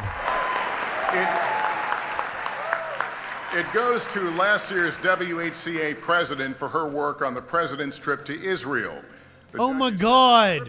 Audio report expertly took listeners Seriously? on the 31-hour trip to Tel Aviv. I need to go give mine to somebody because I've got Amazon active right now. I don't usually, so I need to make sure somebody gets it while I've still got active. Back to the United States. Keith's story lays out President Biden's thinking. I ordered some cookware. In on the trip, along with her, and on to Air Force One to hear the president himself announce breaking news. And Keith's quick work as part of the White House press pool to share her audio also speaks volumes of her professionalism and of her dedication not only to her employer, NPR, but also to her colleagues at the White House Correspondents Association and to Washington journalism. Hell yeah, Dustin. HCA is pleased to honor the deadline report. I got a stainless steel set I got my eye on that I'm going to buy here soon. Mox, good evening. She does do a good job, but also, like, it's wild that both of them won for Israel. But I mean, it was, you know, pressure under a deadline or whatever.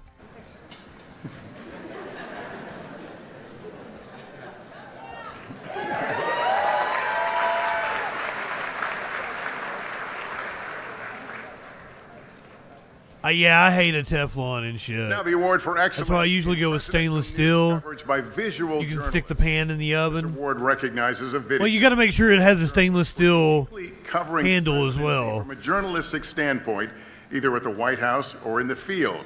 This could be breaking news, a scheduled event, or feature coverage. Yeah, I do cast iron and stainless steel.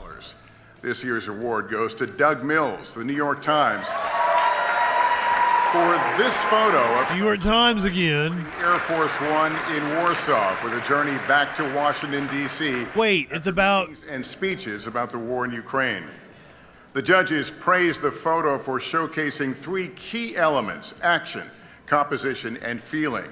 They each also viewed the picture differently. Cast iron is it if you're cooking a steak. The interpretation is left to the viewer.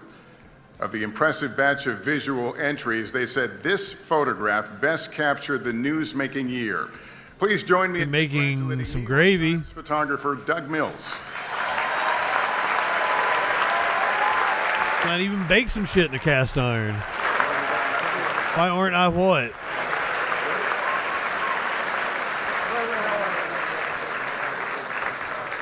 I used to have a griddle. Okay, come on together. Okay. That's what I had. That's what I made pancakes on. I had a fucking griddle. Why aren't I making a steak right now? That's a very good question, to be honest with you, Collier Fred. Prize for State Government Accountability is presented by the University of Florida College of Journalism and Communications. This is the 5th year we have presented this prize at the dinner, and it comes You get you a good steak. $5,000. You got your cast iron. You get it ripping fucking hot. Collaboration between the Texas Tribune, ProPublica. You gotta put your neutral oil in there. You got your vegetable oil or olive oil, whatever you got on hand. Avocado oil. At Robb Elementary. I got a friend that swears by the avocado oil now. May 14th, 2022. And you throw you like half a stick of butter in there. Titled Unprepared, it is ripping fucking hot. A series of newspaper articles. You use bacon grease if you want. You can use tallow. A lot of people use some fucking tallow. Explains why Robb Elementary School students and teachers. Oh, I'm sorry, Venus. Barricaded in a classroom. You got me talking about cooking. 7 minutes with the gunman, while more than 100 police and military officers scrambled to find radios, flashbangs, shields, and even the key to unlock the classroom. Investigators later surmised the classroom might even have been open during the entire siege. For more than a year, Loemi Creel, an investigative reporter with the Texas Tribune and ProPublica. So yeah, this is Uvalde. And that ProPublica reporting was great. From 24 body cams and hundreds of hours of interviews with 150 law enforcement officers to untangle the actions and inactions that led to the deaths of 21 people, including 19 children.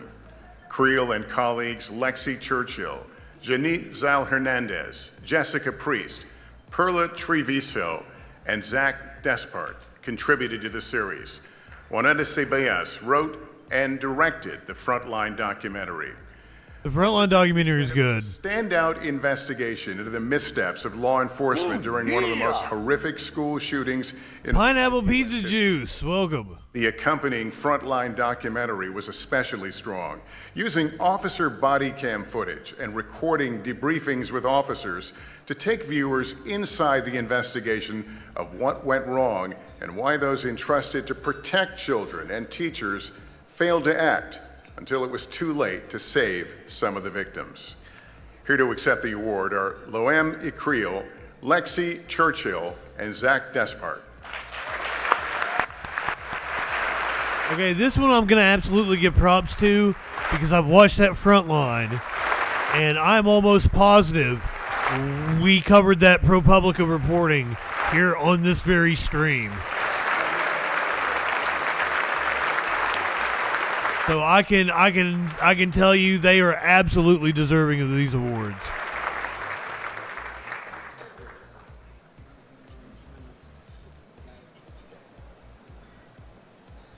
Oopa.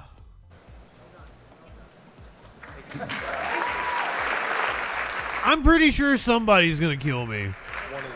And that's gonna be how I die. Like some pissed off right winger is gonna hunt me down. Or maybe even like a stupid liberal. Never know. Katharine Graham Award for Courage and Accountability. It is, of course, named. I'm really hard on the stupid fucking right wingers. Publisher. And this year it goes to the newspaper she helmed. The judges. They're gonna hunt me down. Courage, sensitivity, and originality. You live in breaking sexual with journalism anarchy. industry norms to inform and show readers Do the hump, how the AR-15 weapon inflicts horrific damage to the human body. The Post was transparent about its reporting methodology and courageous in publishing graphic images of victims of mass shootings, including children, and the after effects on survivors and families. It handled this sensitive subject well, with prominent warnings to readers that the images may be disturbing, and conversations with the families of the victims ahead of publication about the paper's methodology and intentions. The Post's executive editor, Sally Busby, also published a lengthy explanation outlining the newspaper's choices. She acted with sensitivity toward the victims and the survivors and elevated our nation's important national conversation about gun safety, gun ownership rights, and the tragic blast effects of the AR-15. The Post's decision to publish the story exemplifies the journalism, courage, and skill that Katharine Graham exhibited regularly under her leadership. Please welcome the winners of the Katharine Graham Award from the Washington Post, Nick Kirkpatrick, Sylvia Foster Frau, Todd Frankel, and Peter Walston.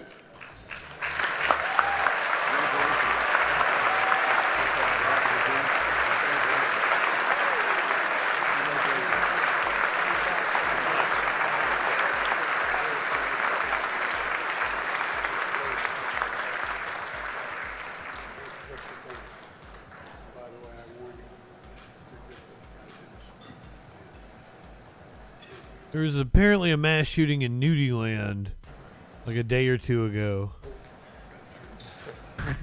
Nudiland. Apparently this is a place in Minnesota.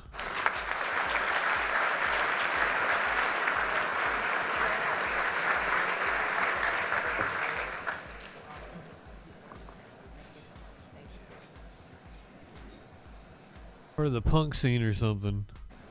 Let's hear it one more time for all of this year's winners. Are we done with this? Good. Shut up, Lester. And now, from Meet the Press, we take you inside the White House Correspondents' Dinner for the night. She did! Kirsten Welker. Shut fucking Lester up. Break it all down.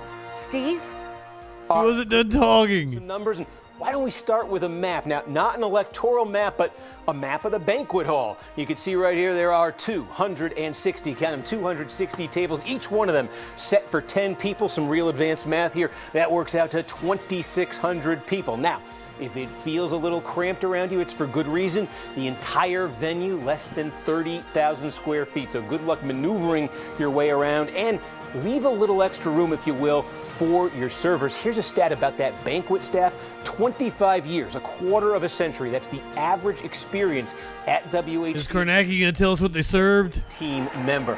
Now, let's get to the most pressing question that I know is on your mind right now. What's on the menu? Well, let's check that out. Holy... It was! As in 675 pounds of them. I'm told this might be a nod to a certain president's Irish root. And speaking of presidents, here's another number to keep in mind. That number is 16, as in there are 16 sitting presidents who have attended this dinner through the years. Started with Calvin Coolidge back in 1923. But enough of... Really? Calvin Coolidge? For a minute, because by being at this dinner, you're doing something very important. You're contributing to scholarships for the next generation of journalists, 30 of them waiting in the wings tonight, and that brings me to the single love taters number I can share with you this evening. That number is $3.5 million in scholarships from the WHCA and its partners. Well, fucking they love that touchscreen shit, man. Congratulations to the recipients. That is your dinner data. Weatherman at a TV station I work for got that touchscreen. As a White House correspondent for ABC, went fucking nuts. Reporting can be heard on 1,650 ABC News radio stations. We like learning, don't we? That's what we do on the Troll Patrol. I think. Television stations and on the 24/7 Don't we? streaming channel ABC News Live. Here's Karen Travers. Aaron Travers. Who the fuck is she? Good evening. Success in the news business sometimes comes from being in Might the have a right crush. place at the right time. Catching that lucky break on a big story, that can get you noticed. But then there are those special colleagues who built their success day by day, and then year after year, with skill, dedication, and persistence. Tonight, we award the Dunnigan Payne Prize for Lifetime Career Achievement covering the White House to two deeply respected... It says she's the ABC White House correspondent. Rodney Batten and Edward How Lewis. How did I not know her? How have we never seen her? She's the ABC News White House correspondent since like 2000. Any of the major events coming out of the White House over the past several decades, from presidential interviews to Oval Office meetings to summits all around the world, you have seen Rodney and Ed's work. They always got their shot when it counted, again and again. Rodney Batten, a White House senior photographer, will mark 50 years with NBC News next month. 50 years. That smile. Edward Lewis, White House video photographer, spent nearly 40 years behind the camera, first at C-SPAN and then at Fox News. He retired last year. Rodney and Ed are each masters of their craft, with technical skill and a feel for what makes great television news. But they also built personal relationships across different administrations that gave them the edge, getting the inside scoop that put them in the right place to capture the moment and cover the story. This prize is named for the first two African-American women of the White House press corps, Alice Dunnigan and Ethel Payne.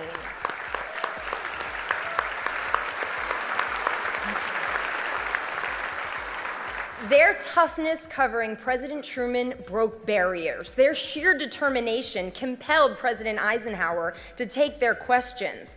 Rodney Batten and Ed Lewis built their reputations through hard work. Their big personalities made them well known and very well liked across the entire White House press corps. We asked Rodney and Ed to reflect on their long, incredible careers at the White House. I was stunned. And Justin gets horny. And this is a great honor. I really am honored, very flattered. I shed a few tears, too. How many people can come in here every day and be this close to the President of the United States, the leader of the free world? Born and raised in Washington, D.C., I spent many years riding by this building, and I would always ride by and look in and wonder if I could ever work there. And that dream came true. Being around presidents gave me a sense of pride, honor, and hard work that I put in, because the world is waiting for the video that Rodney and I shot. Being travel pool, which we've both done, is probably fuck yeah to these guys. The pinnacle of covering the White House, particularly abroad, because we are representing the press corps of the United States. I had the honor of covering the night that the U.S. had the bin Laden situation. I was called in, we were just shocked. Why do people keep bringing up bin Laden tonight? Something big, and we had to get to work fast. This job requires teamwork. I've been here a little bit longer than Ed, so a lot has changed. And a lot, I mean, to be witness to that, it's just incredible. When Obama became president, and I was sitting up behind the rack, and I just have all the experiences of the last 30 years. Elected. Bin Laden, that's the one that stuck out to you? When I first got that call from Kelly, we talked about the two African-American women who this award is named after. I thought about what they, just what they endured during that time, and I was very proud of that. I like to think that I came here every day, did what was expected of me. I really admire the change that the White House Correspondents took in making sure that people of color,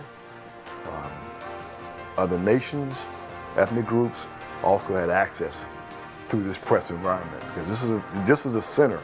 I don't care where you go, you might think it is, but this is the center of the press in the United States. If you make it in here, you've arrived.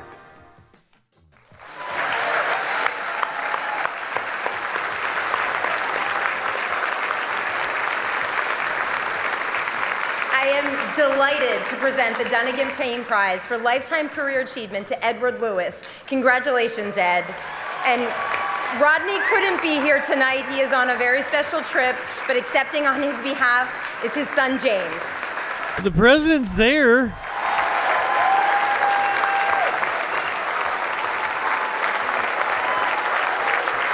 What trip is he on? That's a nice tux. That's some fucking drip.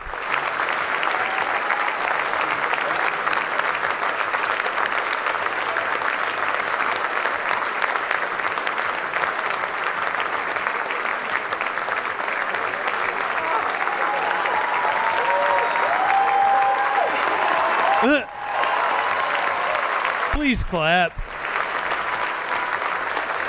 I need that as a drop, don't I? I'll pull out some Jeb.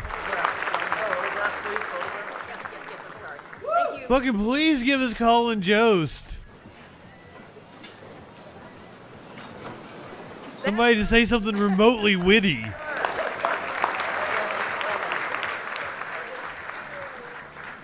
Once again, congratulations to Ed and Rodney, and thank you all very much. For decades of Correspondents' dinners, presidents have peacefully, yet comically, jabbed their political rivals and detractors. In 2011, Barack Obama roasted a private citizen. Donald Trump. It was 2011, I'm sorry. Obviously, we all know about your credentials and breadth of experience.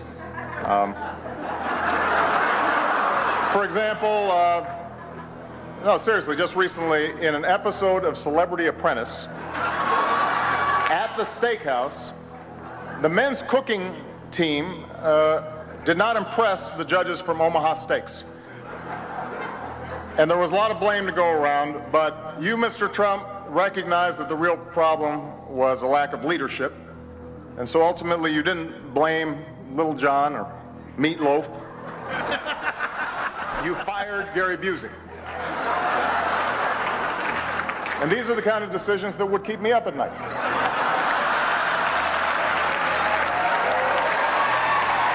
Okay, you're right about that, Drake. But also, that was such a good joke. Well, I will tell you, it is really a tremendous opportunity to be at the most failed dinner anybody's ever seen. Great to see you losers. A lot of people say that. Hello, everybody. Why is it so quiet? What's happening? It's quieter than Sleepy Joe. Hello, Joe. How are you? Great to see you. We're going to debate, right? That's what they're saying. There's a lot of stars here. There's a lot of great people. There's Scarlett Johannesburg. Scarlett is here from Black Widow. I love the blacks. I really love the blacks. It's true. You have a lot of people that could potentially be a vice president. You have Lara Trump, who's a lot better than Ronna McDonald. Who doesn't love Ronna McDonald? I mean, we weren't on a good track, but we were better off. Right? You like that? That Ben Stein? I will tell you, this dinner, you're so tight. It's so uptight, right? This dinner is sadder than Taylor Swift's new album, The Tortured President's Department, right? Look at him, the white tuxedo. He doesn't like me too much, right? But I will tell you, the Chinese apps are being banned. It's horrible. We have to post our David Peckers on Snapchat now. That's what they're saying. Let's face it, folks. I'm on fire right now like the guy outside the courthouse, right? Whoa! Not soon enough. Not soon enough. Whoa, okay. I am killing this dinner harder than Kristi Noem kills the puppies. Moving on, please. Whoa! To say, Mr. Trump, you have no idea what the ordinary experiences everyday Americans are. I am concerned with battling the ruthless dictators like Vladimir Putin. Can we all agree on that? Can we all agree? Even Mitch would agree with that right now. Mitch?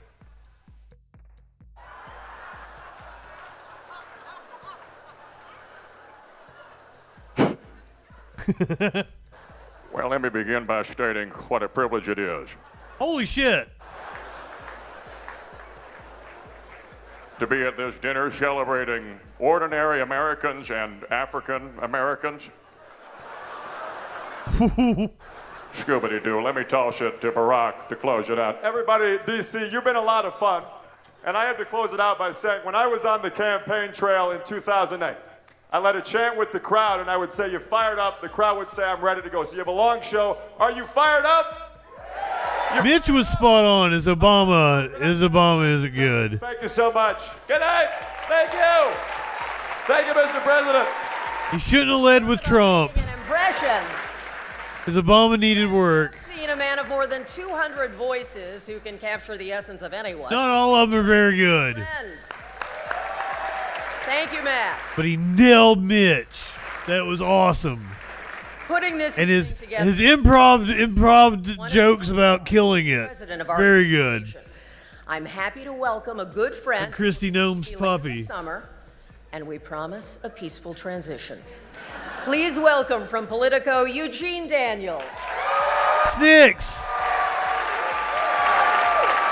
Hello, Eugene.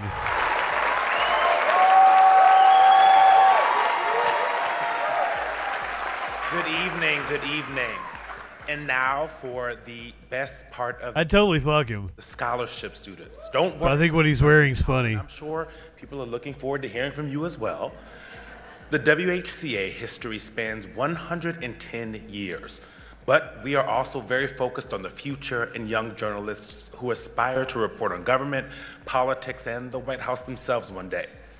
In 1991, our association began this commitment to give back and, most importantly, lift up promising students.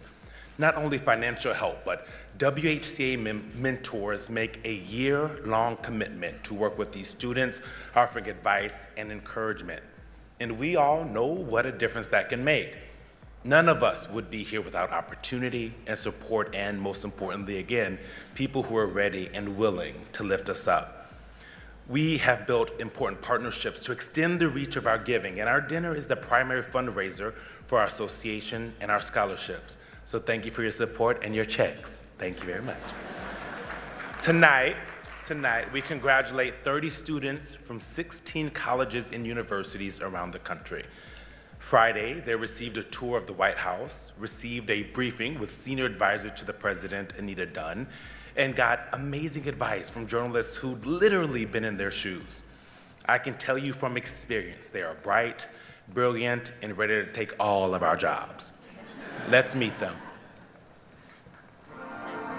I believe in the First Amendment. I believe in the First Amendment. I believe in the First Amendment. I'm Amaya Gavika from Boise, Idaho. Alex and Wally from Columbus, Ohio. Trinity Webster Bass from Jacksonville, Florida. Grace Konecki, and I'm from Hudson, Ohio. I'm Gabe Castro-Root from San Francisco, California. Sejal Govindarao from San Ramon, California. Eli Boltz from Tombo, Texas. Danielle Blinn from Mission Viejo, California. And Haja Gilani from Philadelphia, Pennsylvania. Clayton Vickers. I'm from Boise, Idaho. JD Jean-Jacques from Greenwich, Connecticut. Julianne Ventura from Indianapolis, Indiana. Kyle Fiesik from Duluth, Georgia. McKenna Christie, I'm from Powell, Ohio. Petra Bithis, I'm from Flagstaff, Arizona. Tyra Ware from Bowie, Maryland. Matthew Patillo from Lawrence, Kansas. Caleb Winters. I am from Upper Marlboro, Maryland. Catherine Mahoney from Olney, Maryland. Keegan Ward from Orlando, Florida. Juan Pablo Lopez from Bogota, Colombia. Scholarship recipients. Silver Spring, Maryland. Megan Downey from Wilton, Connecticut. Nagara Jaevi, originally from Iran, currently living in the Bay Area, California. Ava Thompson from Chicago, Illinois. Leah Weston from Des Moines, Iowa. Grace Kenyon from Fort Collins, Colorado. Tahira Sajadi from Scottsdale, Arizona. We are the future of journalism. We are the future of journalism. I believe in a strong, free press. We are the voice of the people. We are the voice of the people. We are the voice of the people. Boo! Voice of the people. Love his nails. Part of this very special experience is that our WHCA scholars were able to meet the president, get a picture, and most importantly, they are here with us in the ballroom. Y'all stand up and wave to your future employees. Come on, man. OMG! That's what I was like, is he from the Federation?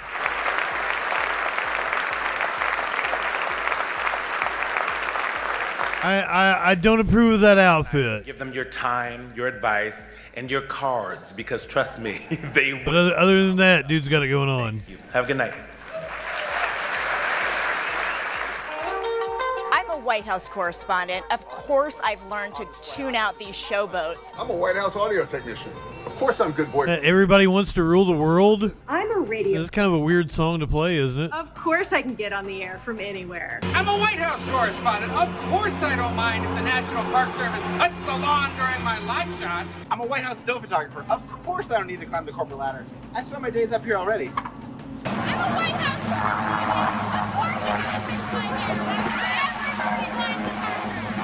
I'm a White House radio correspondent. Of course, my office is a windowless closet in the basement. I'm a White House audit technician. Of course, I'm a professional counter testing.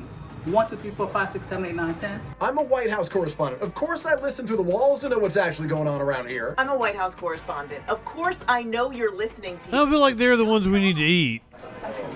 I'm a White House wire reporter. Of course, going on the record doesn't require an actual name. Senior U.S. officials. I'm a White House producer. Of course. There's like 700 billionaires. That's where we start. We're White House correspondents. Of course we spend half our time in Scranton. I'm a White House photojournalist. Of course we call this the lavatoria because we eat where we... I'm a White House print reporter. Of course I'm desperate for an interview with any Biden. Okay, fair enough, fair enough.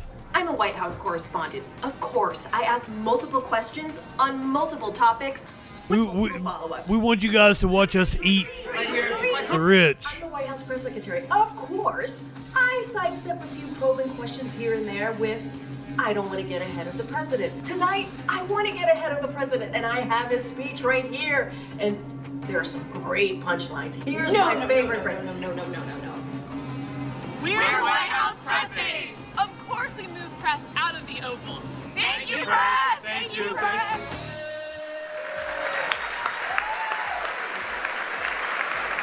This is so bad. I too am a White House correspondent, and of course, I appreciate the good humor of colleagues who wanted to take you behind the scenes. This is one night where we celebrate, we laugh, hopefully at ourselves. We take a before we get back to work. I'll believe it when I see it. A nation weary but resilient. A campaign that is not the echo of 4 years ago, however familiar the names and the issues. All of it is a heck of a story. Our White House Correspondents Association includes more than 800 journalists from all branches of the news business. We are 250 news organizations, and our members represent 39 countries. What up, Stacy? News that emanates from the White House and around the world. Our work at its best seeks information and accountability, not specific outcomes. In that vein, they gave awards to reporters covering Israel. Questions. We would welcome more opportunities to pose them in a calm and measured way. We strive for knowledge, not noise. These days, with the boundless resources of taxpayers and donors and the skill of marketing experts, any White House or campaign can create its own content. We believe that independent professional journalists on hand to document the events of a presidency are stewards of something precious, more enduring than any news cycle or trending topic. We preserve the historical record, part of the legacy of the First Amendment. Our association acts as the primary voice supporting a sprawling press corps with many separate employers. We advocate and organize for press access around all daily events, foreign and domestic trips, and then we tackle things like workspace facilities and membership activities. I am grateful to our board for all of your hard work, and a special thank you to our Executive Director, Steve Thoma, for your expertise and dedication. Thank you, Steve. My gratitude is multiplying because this week marks a career anniversary for me. 30 years with NBC News. I am very lucky. I'm very lucky. Mr. President, I think that might have been applauding age there. I don't know. I am optimistic that we can do more to demonstrate that a free press serves democracy, even when truth can be tough to discern. I'll believe it when I see it. Hard to earn and maintain. Even when some of our fellow citizens tune us out. We have work to do to understand the difference between reporting and posting. Not high enough for this shit. Is to inform and not to inflame. Those close to me know that. Well, I have to pack another one. The days to this dinner for months. But I knew there are others in our news community who've been counting too, for very different reasons. At the Wall Street give me a sec. I gotta get one ready. For Moscow correspondent Evan Gerskovich. What up, Evan? 6 days since he was jailed in Russia. The U.S. government has designated Evan as wrongfully detained. And Evan's parents and his family are with us tonight, and we are with you always. Well, good on Evan.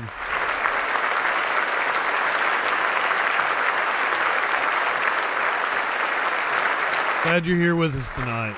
We remember Austin Tice. 4,276 days, nearly 12 years since he was kidnapped in Syria. Free Snowden. Is with us, and Mrs. Tice. Free Assange.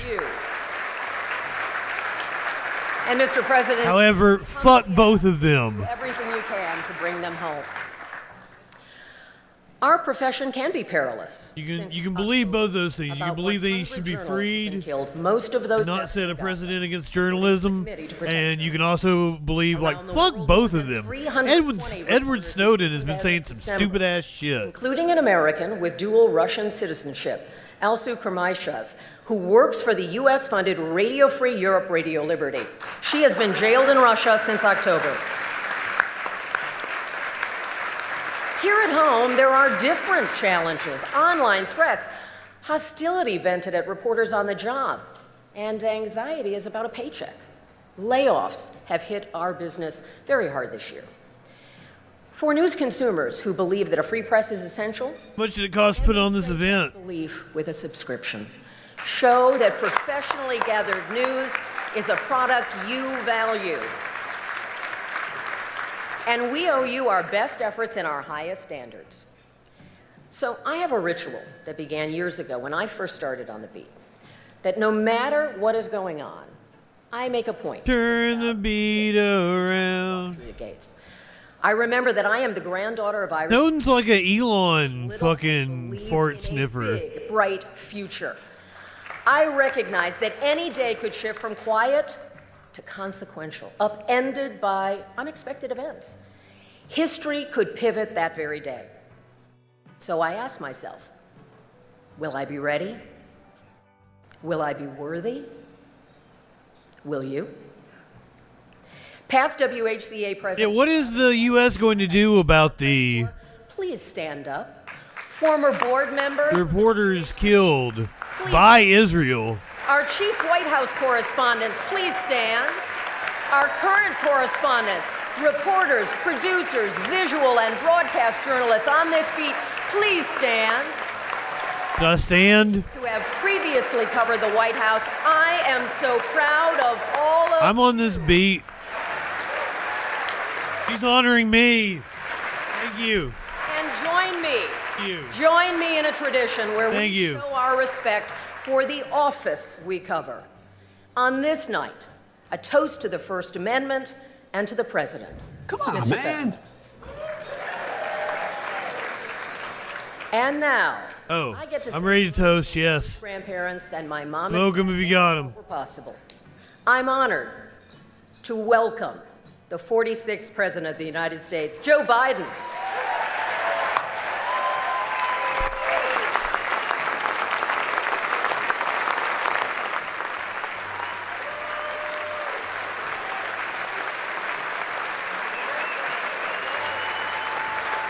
Stacy, we like you already.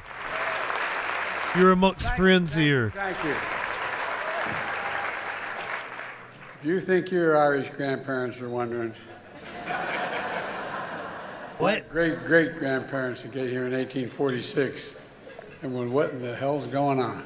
I want to thank you for the warm welcome, but please, not so loud. Donald was listening. Sleepy Don. I kind of like that. I may use that again. Kelly O'Donnell, President of the White House Correspondents Association, thank you for having me. Thank you, sir. But Kelly O, let's be honest. You're way too young to be president. It's been a year since I delivered this speech, and my wife Jill, who's with me tonight, was worried how I do. I told her, don't worry, just like riding a bike. She said, that's what I'm worried about. Okay, that was a good one. Of course, the 2024 election's in full swing. And yes, age is an issue. I'm a grown man running against a 6-year-old. Well, I feel great. I really feel great. I'm campaigning all over the country. Pennsylvania, Georgia, North Carolina. It's not all over the country. 13 colonies. Oh, okay.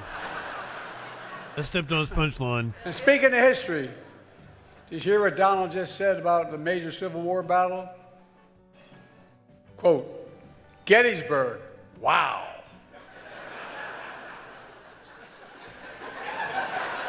Trump's speech was so embarrassing, the statue of Robert E. Lee surrendered again. But look, age is the only thing we have in common. My vice president actually endorses me.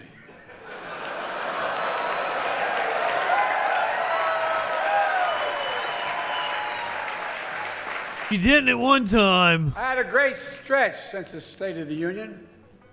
Well, Donald has had a few tough days lately. You might call it stormy weather. What the hell? Trump's so desperate he started reading those Bibles he's selling. Then he got to the first commandment. You shall have no other gods before me. That's when he put it down and said, this book's not for me. Quesadilla. being here is a reminder that folks think what's going on in Congress is political theater. That's not true. Congress or theater, they'd have thrown out Lauren Boebert a long time ago.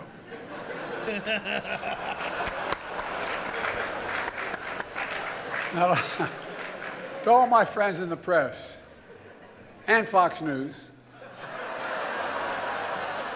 some of you complain that I don't take enough of your questions. No comment.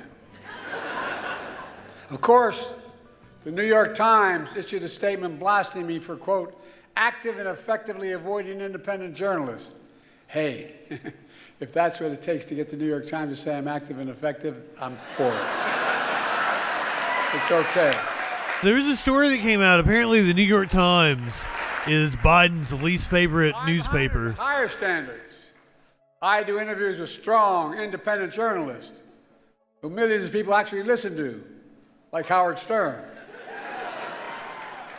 And I know you're looking around and saying, this guy's been doing this for 50 years. He's had his moment. Give him someone else a chance. To say that, I say, Lauren, ignore the critics. Ignore the critics. Lauren's a great friend who's had 8 comedians play me over the years on Saturday Night Live. 8. And who the hell says I'm not a real job creator? Look, Lauren's had even more comedians and actors joke about me. Like the funny guy in Weekend Update, Michael Che. He's hilarious. Che is hilarious. Scarlett Johansson, you did such an incredible job in your State of the Union rebuttal that you should be do Weekend Update. Clearly, you're the funny one in the family. Look, folks, on a serious note, in addition to marrying up, Colin and I have another thing in common. We both find strength in family. I got to spend some time with his family yesterday in the Oval Office. Colin's dad was a high school teacher in Staten Island, and his mom is an incredible woman. A family of firefighters, was chief medical officer in New York City Fire Department on 9/11. As a doctor, she rushed to ground zero, risking her own life, treating and saving fellow first responders. Rushing into danger for others is my definition of patriotism and heroism. Yeah, well, Pete Davidson's dad died in 9/11. Skilky. So is... Thank you for being a freaking follower. Truth over lies. That's why I want to close the night with my genuine thanks to the free press. There are some who call you the enemy of the people. That's wrong and it's dangerous. You literally risk your lives doing your job. You do. Covering everything from natural disasters to pandemics to wars and so much more. Genocide. And some of your colleagues have given their lives. Many have suffered grievous injuries. At the hands of Israel, specifically. Journalism is clearly not a crime, not here, not there, not anywhere in the world. Apparently is in Israel. And Putin should release Evan and Al-Sud immediately. Just we're doing everything we can. We're doing everything we can to bring home journalists, fellow journalists, Austin, and all Americans like Paul Whelan, who wrongfully detained all around the world. And I give you my orders to Biden. We're not going to give up until we get them home. All of them. All of them.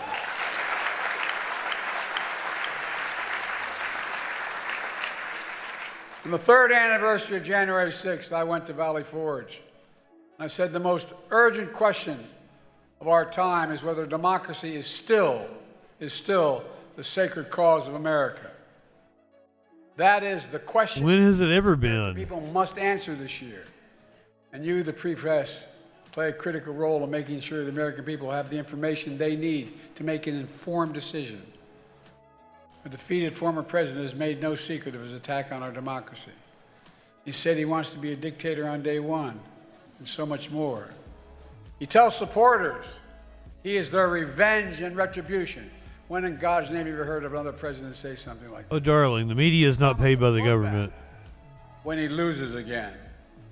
We have to take this. The military spends on ad buys and shit. Could have written off it as just Trump talk, but no longer. Not after January 6th. I'm sincerely not asking of you. Here's a doozy. But asking you to rise up to the seriousness of the moment. Move past the horse race numbers, and the gotcha moments, and the distractions, the sideshows that have come to dominate and sensationalize our politics. And focus on what's actually at stake. And I think in your hearts you know what's at stake. The stakes couldn't be higher.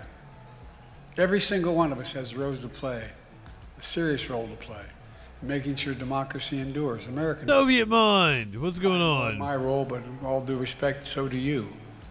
In the age of disinformation, credible information that people can trust is more important than ever. And that makes you, and I mean this from the bottom of my heart, makes you more important than ever. So tonight, I'd like to make a toast. AC real. Free press. To an informed citizenry. If they're toasting, we're smoking. Democracy and light one up, tip one back. God bless America. Question marks. Now, I'm going to turn it over to Kelly, and then you'll hear from a real comedian. I think I know what I'm in for. You know, Colin Jost has taken aim at me before with his jokes. Oh, I'm sure. You ready? Like saying, after winning the South Carolina primary, Biden barely edged out his closest rival. Time.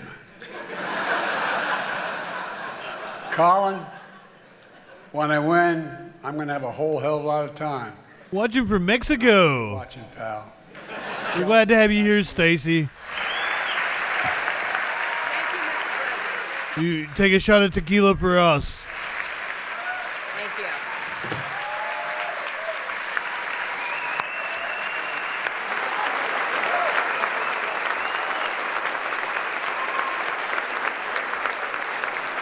Thank you, Mr. President. Thank you Joe did a good job. for being here. He had a couple of good lines. In support of journalists. And now we turn to Colin Jost, our headline. Thank you. Colin, not Finally. the excitement. Wait, what? What was I racist about? But his because I talked about strictly A-list. tequila? In fact, I've been watching this evening, as many of you Is that racist? trying to get a selfie and hoping to get close to a very DJ Dub was here earlier. who's a big, big star in Colin's life. His mother, Dr. Carrie Kelly.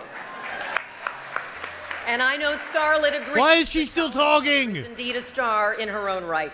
As the president indicated, Dr. Kelly spent nearly 4 decades. Welcome in, everybody. Welcome. She became the first woman named the FDNY's chief medical officer. And her service included 9/11, as the president indicated, where she led triage efforts. So, Dr. Kelly, we thank you for your good work. And as his mother, you know, yes, Dr. Kelly and Mr. Jost. Bill, my friend. As you They know, just gave it back to me a couple of days ago. many of us here tonight, we're all I've been in the purgatory known as Kick. But we're back on Twitch now. I'm back! So for a moment, I'm going to take you back to when Colin himself was a reporter for the esteemed publication at Regis High School, The Owl. A young Colin Jost scoop, 10 ways not to start an English paper. And in-depth reporting on faculty summer plans. Then and now, Colin Jost is at the core a talented writer. That's why I wanted him here. We cover the most absurd news, politics, and current events on the internet. Saturday Night Live. Hit that follow, hit that subscribe. Are you ready? It is my thrill to welcome Colin Jost.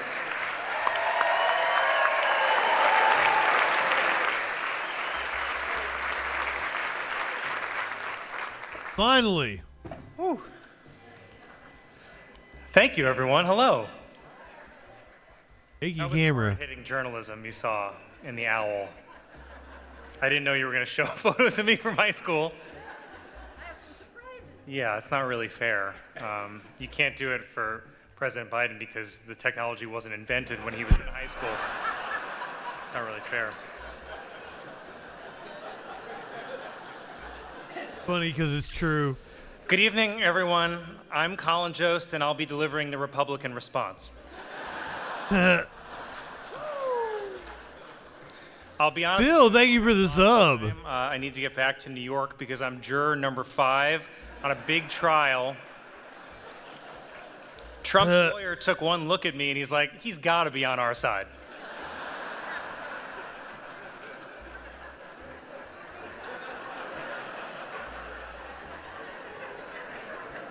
I'm glad he took this route. Kelly, for that This is very good. kind introduction. Mr. President, Dr. Biden, Vice President Harris, Doug.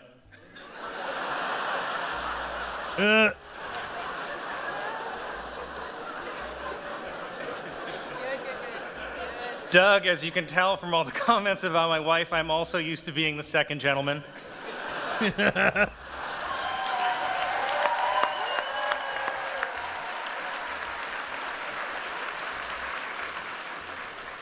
And I am honored to be here hosting what is, according to swing state polls, the final White House Correspondents' Dinner.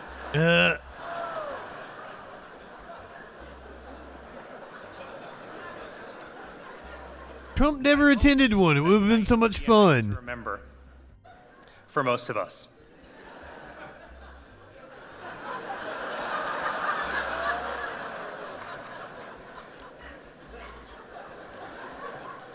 I was excited to be up here on stage with President Biden tonight, mostly to see if I could figure out where Obama was pulling the strings from.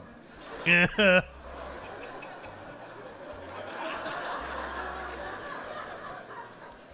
have to admit, it's not easy following President Biden. I mean, it's not always easy following what he's saying. Like, come on, man.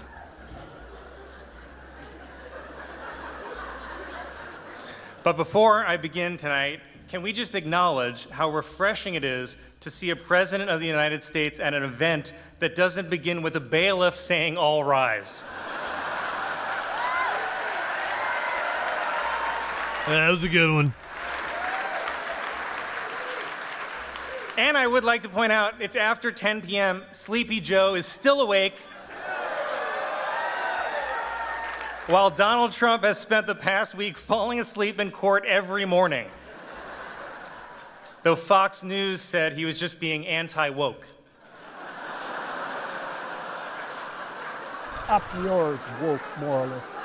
We'll see who cancels who. We are all here tonight at Nerd Prom. Well, Matt Gaetz is at regular prom, but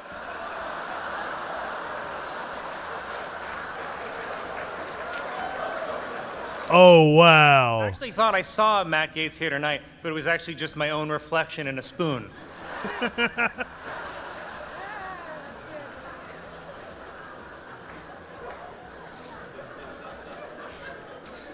Like many of you here tonight, I pretend to do news on TV.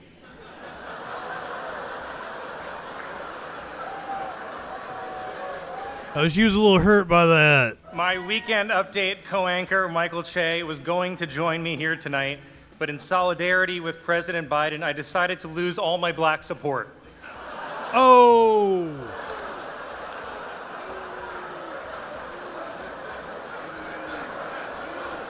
Che told me to say that, and I'm just realizing I was set up.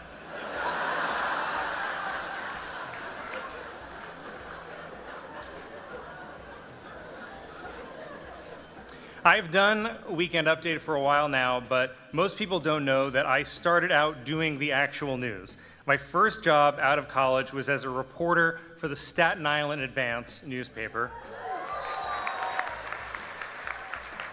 They do not have a table here tonight, but they asked me to pass along this message to the print journalists in the room. You think you're better than me?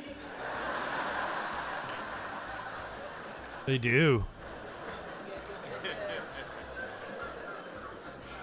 By the way, I want to point out, when I worked at the Staten Island Advance, we had a daily circulation of 100,000. The Washington Post would kill for that. Ooh.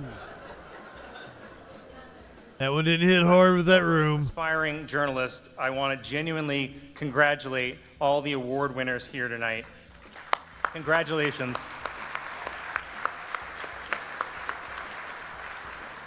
The Correspondents Association provides scholarships to promising young journalism students who may one day be sent off to cover dangerous geopolitical hotspots like Columbia University. There's your mention of it.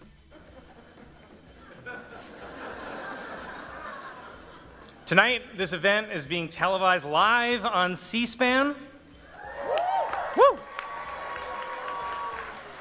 And if you're at home watching C-SPAN on a Saturday night, I hope they find your body soon.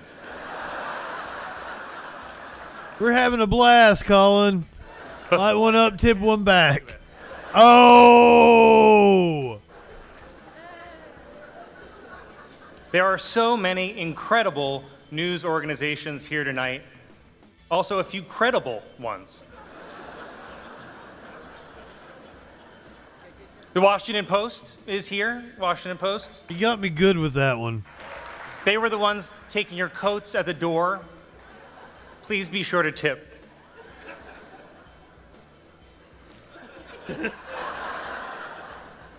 Fox News is here tonight.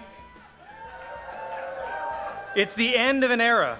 Rupert Murdoch stepped down at Fox News, which is strange. I didn't think there was a step down from Fox News. Oh. There's the other doozy. You got both doozies. Trump Media is here. Trump Media. Not at a table, just screaming loudly in the corner to no one. Wordle is here tonight. Sorry, I meant the New York Times. I forgot they do stuff in addition to puzzles. I have to say, it's not a great sign when the only thing keeping a print media company alive are games people play on their phones. Too chilling for you guys? Room just froze faster than Mitch McConnell. Whoa. And I have to say, apologies to the Times, but as a Staten Islander, I still get all my news from the New York Post. Thank you. The only paper where the front page always has the same 200-point font, whether the headline is World War III to start tomorrow or Central Park owl dead in building collision. We loved that owl, though. The New York Post is like having the New York Times summarized for you by a crackhead.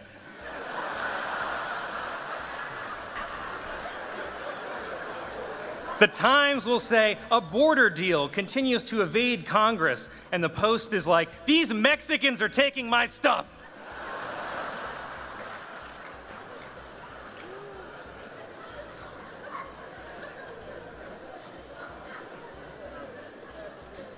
There are so many incredible individuals here tonight. Laura Trump is here tonight.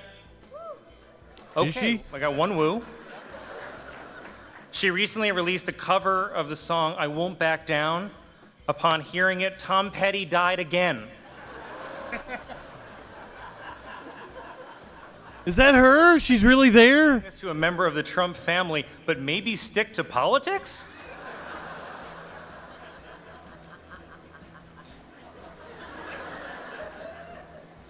Senator Bernie Sanders is here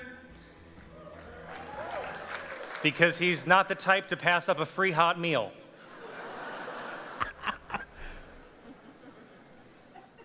And in general, there are so many hardworking, influential Jewish joke. Congress people here tonight. I'm not the only one that's problematic. On behalf of everyone I know, stop emailing us.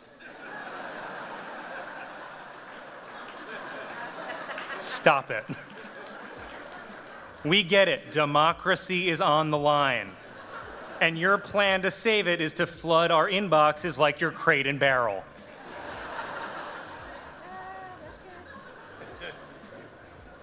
It's also wonderful to be back in Washington. I love being in Washington. The last time I was in D.C., I left my cocaine at the White House.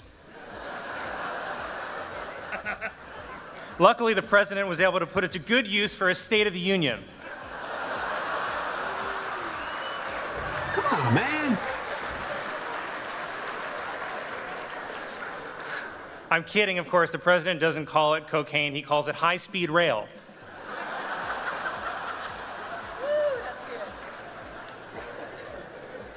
I thought it was a thrifty Jew joke, but Nathan, you might be right. He must be exhausted, orchestrating 4 separate trials against his rival, rigging the Super Bowl, and gearing up to steal a second election. Wow.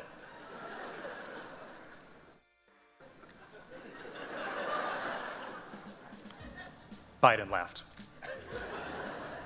I love, by the way, that Trump's 2 attacks on President Biden are that he's a senile old man and a criminal mastermind. I'm like, I think you gotta pick one. Personally, I don't know any criminal masterminds who bike to get ice cream.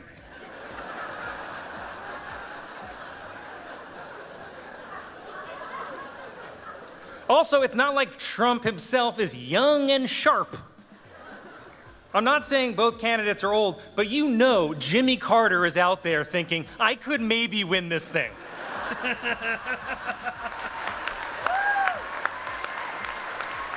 I'd vote for him. He's only 99.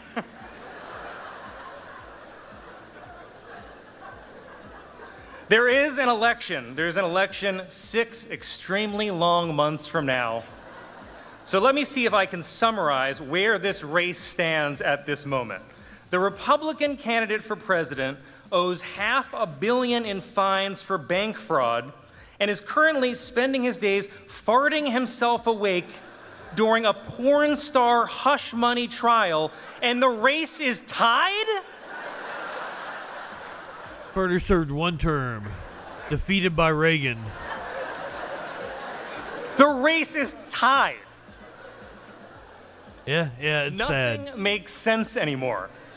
The candidate, who is a famous New York City playboy, took abortion rights away, and the guy who's trying to give you your abortion rights back is an 80-year-old Catholic. How does that make sense? Seriously.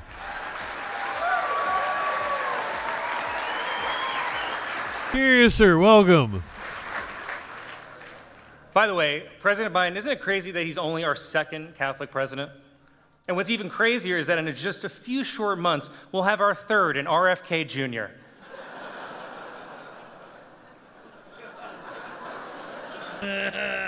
I'm kidding. Like his vaccine card says, he doesn't have a shot. Oh, great one. Jost is on fire. Everything feels strange now. By a lot of measures, President Biden is having a very successful first term, but people don't seem to realize it. Like with the economy, the vibes are bad, but the numbers say it's strong. The economy is kind of like you on the steps of Air Force One.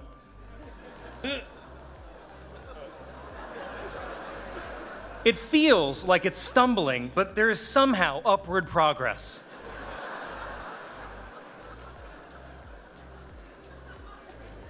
I do think that you can do more on the economy, sir. I really do. For example, have you considered eliminating the national debt by shorting Trump stock?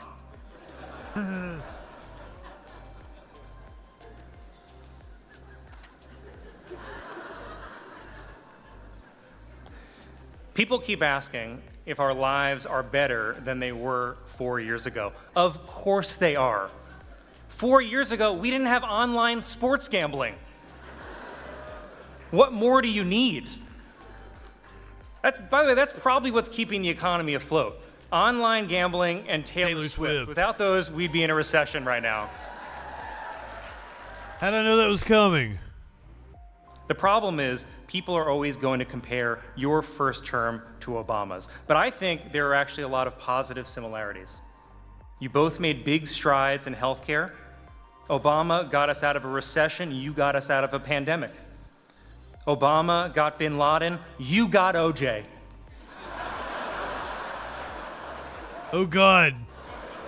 You just lost the Sparkles vote. And by the way, now that OJ's dead, who is the new frontrunner for Trump's VP? Is it Diddy? By the way, I bet if Trump did select Diddy as his running mate, I bet this race would still be tied. I bet he gained points. I think even some Democrats say that they are underwhelmed, but I think they're just not living in reality. Manage your expectations, people. It's like tonight. Sure, we all wish we were at the Waldorf right now, but we're at the Washington Hilton.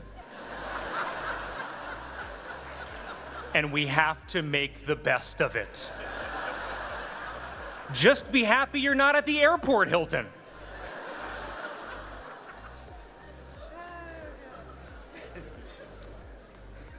Journalists, these are challenging times, and we need the people in this room to help guide us through it. Your jobs are not easy, and it doesn't help that we're living at the end of traditional media. The gatekeepers are gone. Did you know that 90% of people now get their news exclusively from social media? And that must be true because I saw it in a random guy's TikTok. He was recording the video while driving a Toyota Corolla, but he seemed to know his stuff. Isn't it crazy, by the way, that TikTok could be outlawed in the US by the end of this year? That's a real shame, because we're gonna need TikTok to document who is storming the Capitol next January 6th.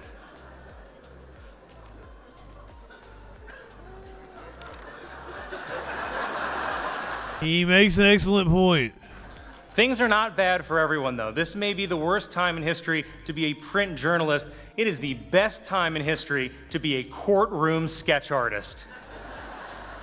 My God, the most famous man on earth is on trial, and there's no cameras allowed. Just the artists, their pastels, and their desire to make Trump look as bad as possible. Every sketch of Trump looks like the Grinch had sex with the Lorax. Have you seen Trump?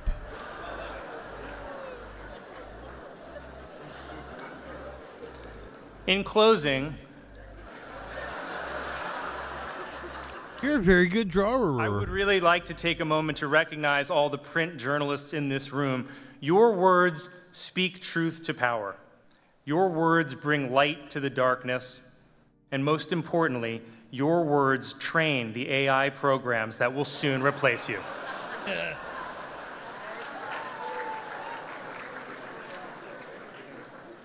And finally, I wanted to thank my family, and I wanted to thank my friends for being here tonight to support me. I want to thank my wife for enduring lots of jokes and for agreeing to individually meet everyone in this room right after the ceremony. That is... Oh, wow, yeah, I didn't think about really that. Special, honey, thank you. Don't be shy, come right up. She hates privacy.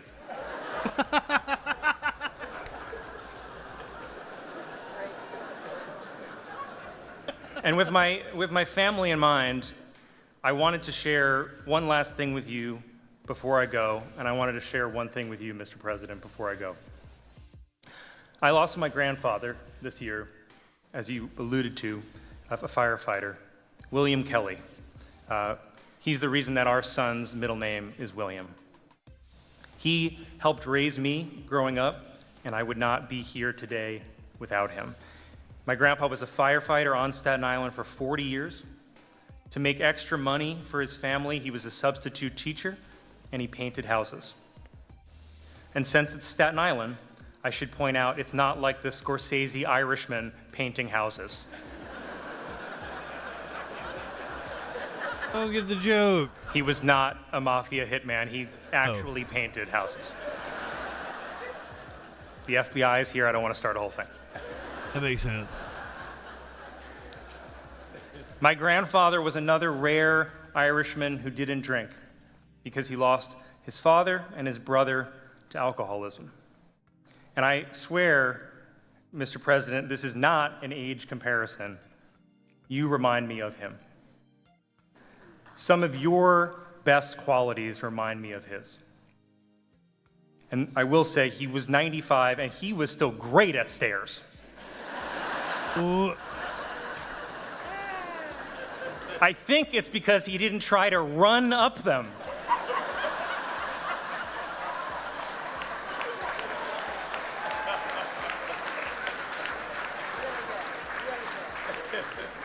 But the reason that I bring up my grandfather, and I don't know if you realize, Mr. President, but Staten Island firefighters are not normally your demographic. Staten Island voted about 70% for Trump in the last election, and the other 30% was for Giuliani. Wow. But Staten Island also sided with the British during the Revolutionary War. So we're not always on the right side of history. You remember. Think we're stupid? You think we're fools?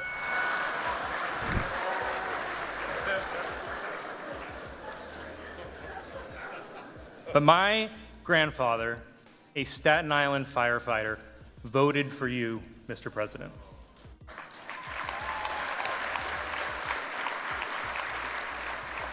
He voted for you in the last election that he ever voted in.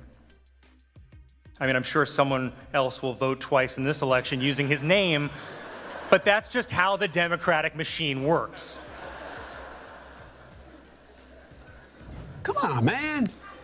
He voted for you, and the reason that he voted for you is because you're a decent man.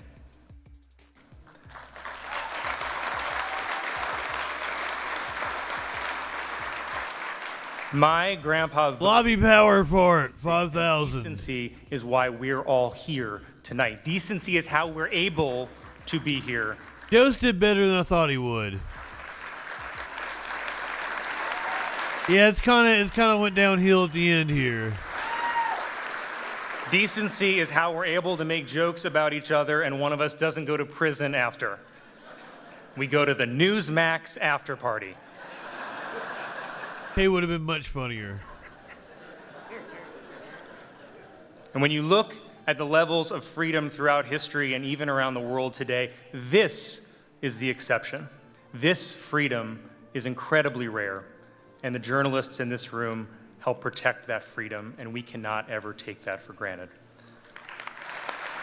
Let Joe Rogan host next year. So, Mr. President, I thank you for your decency on behalf of my grandfather, and I thank all of you, almost all of you, for your decency as well. I am very honored and grateful that you invited me Nightbot. tonight. Whoa.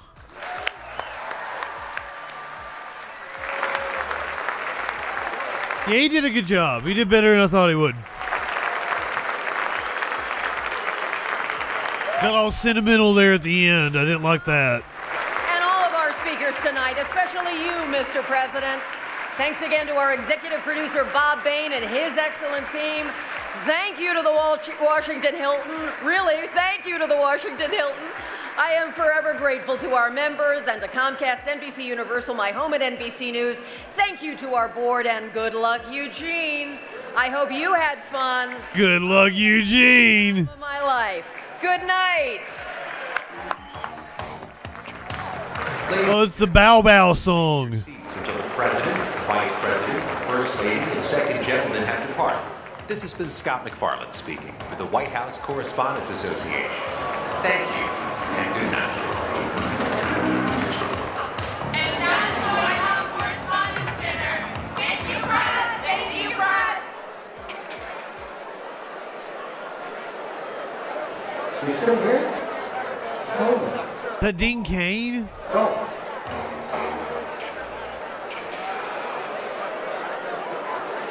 Isn't he like right wing now?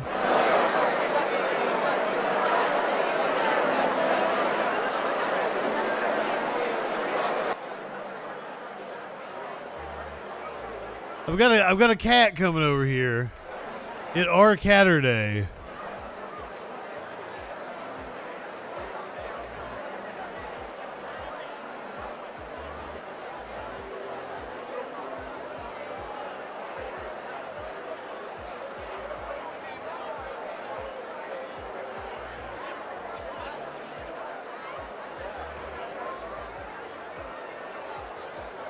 Let me see if I can get us a live shot of the protests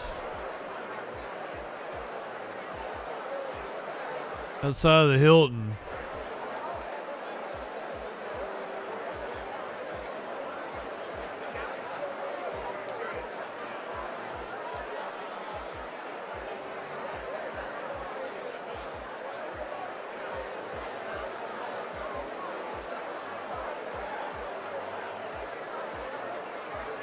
They are still cracking down in California.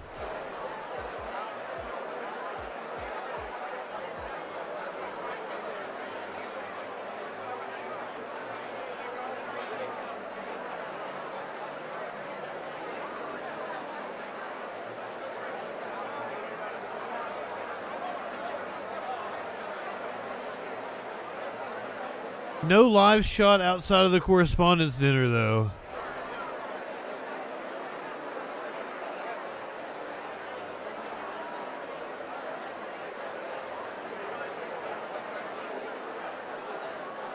Yeah, the latest I've got is the video from 2 hours ago that I already have up here.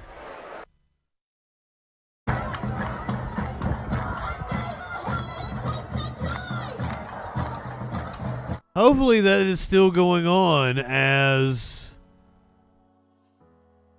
all of the journalists and politicians leave the Correspondents' dinner. They have to put up with the protests.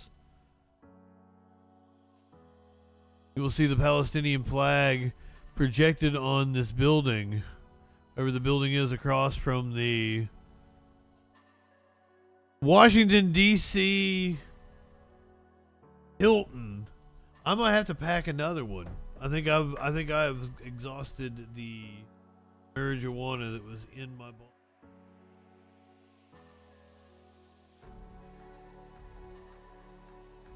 Oh shit, both of them have the same command. Tex, what's up, my friend?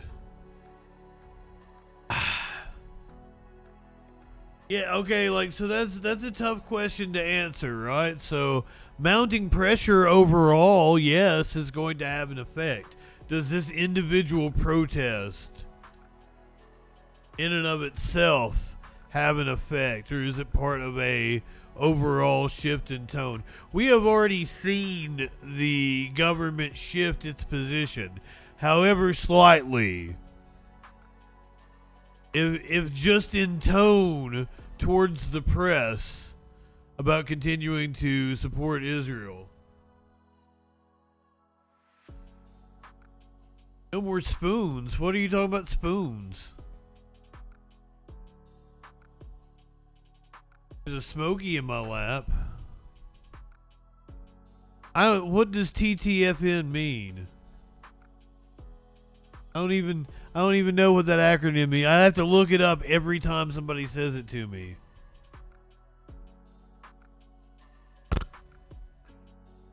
Ta-ta for now. Okay. I didn't even hit the bong, and she already pieced out. I was gonna raid into producer Dave anyway. It or Catterday. Spoons are a measurement for energy. I thought they were a measurement for food. I want to stuff in my mouth. Sorry, I hit my head on the microphone.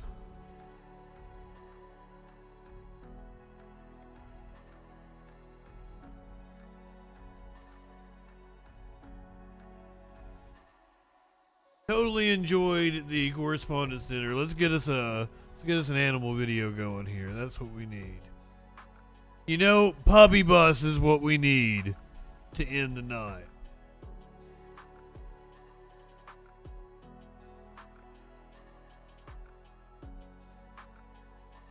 Puppy Bus always the go-to. Been a long night.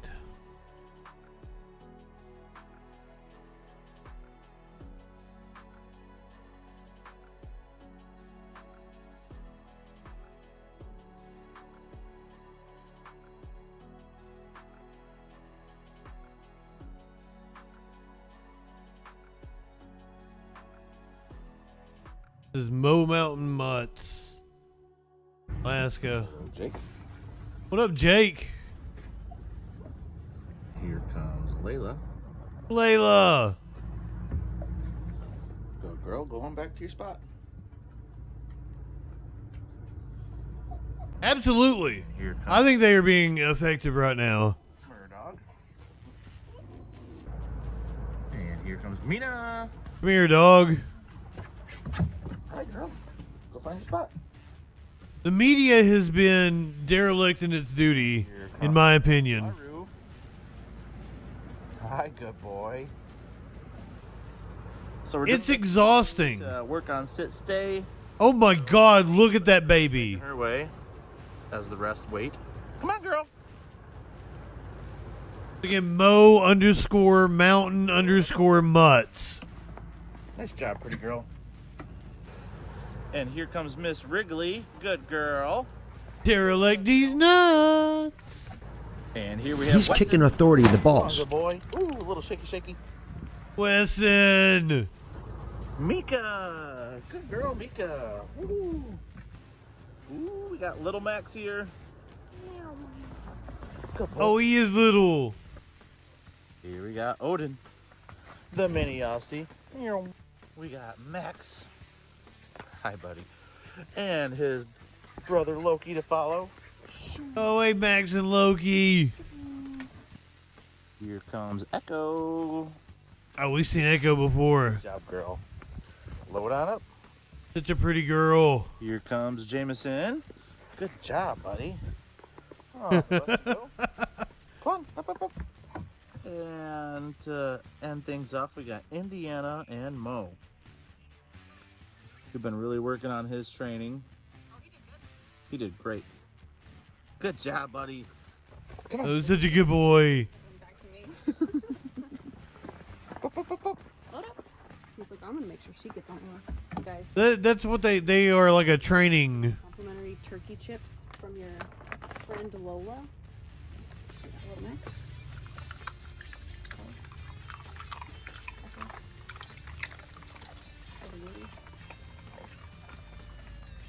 Oh, that sweet baby.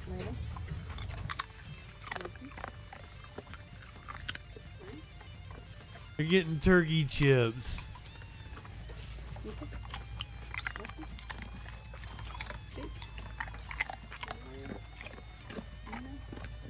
Hope you guys are enjoying the ASMR. Some people are really annoyed by that sound. I feel like it's okay if puppies do it. One big crunchy symphony. Stay in your seats or in your section. Pause to yourself. Tails out of the aisle. We got 3 puppies in the emergency exit. Are you willing and capable of offloading the pups in a remote chance of an emergency? Yeah, some people go absolutely nuts over like crunching. I do it, so that's how I know people go nuts over like you crunching your chips.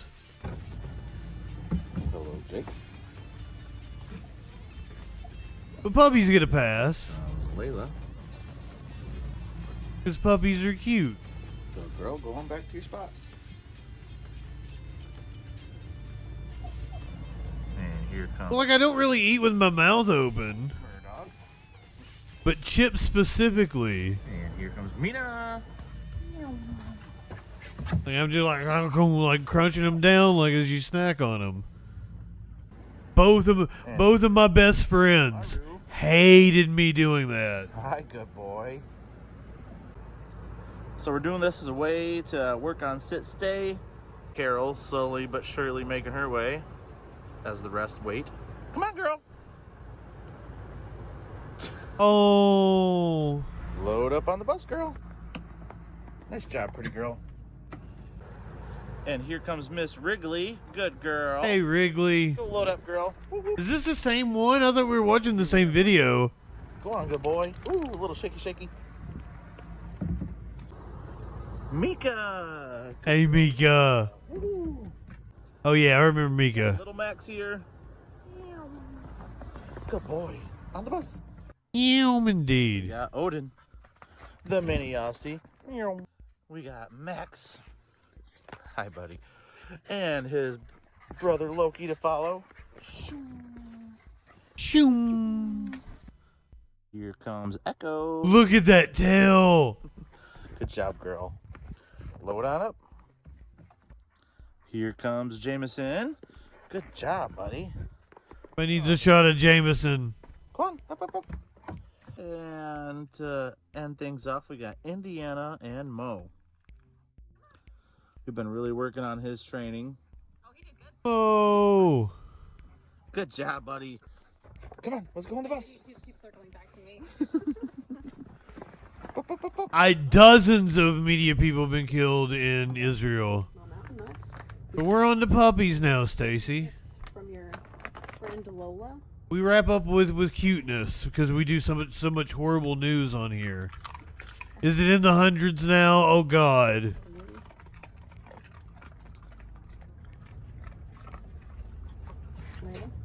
Try to leave everybody on a good note. 130 journalists. My God.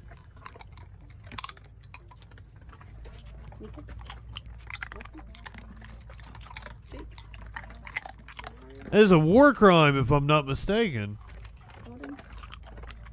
Once again, we should be enjoying puppies. Nice come down. Hey, Colin Jost was pretty good. I gotta give him props.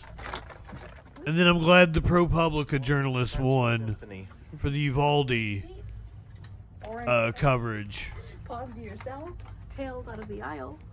We got 3 puppies in the emergency exit. Are you willing? Fucking genocide is indeed a war crime. Chance of an emergency? I got one. You make a valid point. You might have to move seats. Oh. His training. He did great. Good job, buddy. I gotta get used to being on Twitch again. Oh, is Dave not on yet? Guys for riding with Mo Mountain Nuts. Well, I'll be damned. It are Catterday. Friend Lola. We got little Max.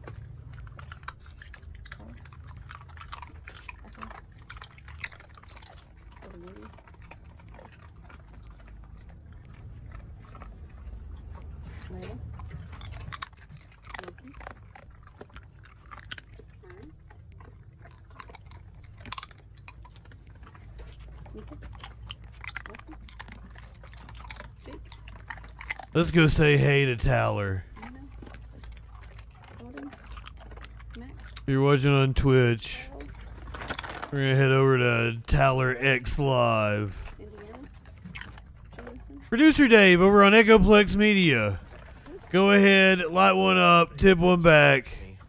It's alright to have a little fun before you hit the sack. I'm JustinFREAKIN. We'll see you tomorrow night on the Troll Patrol. Live.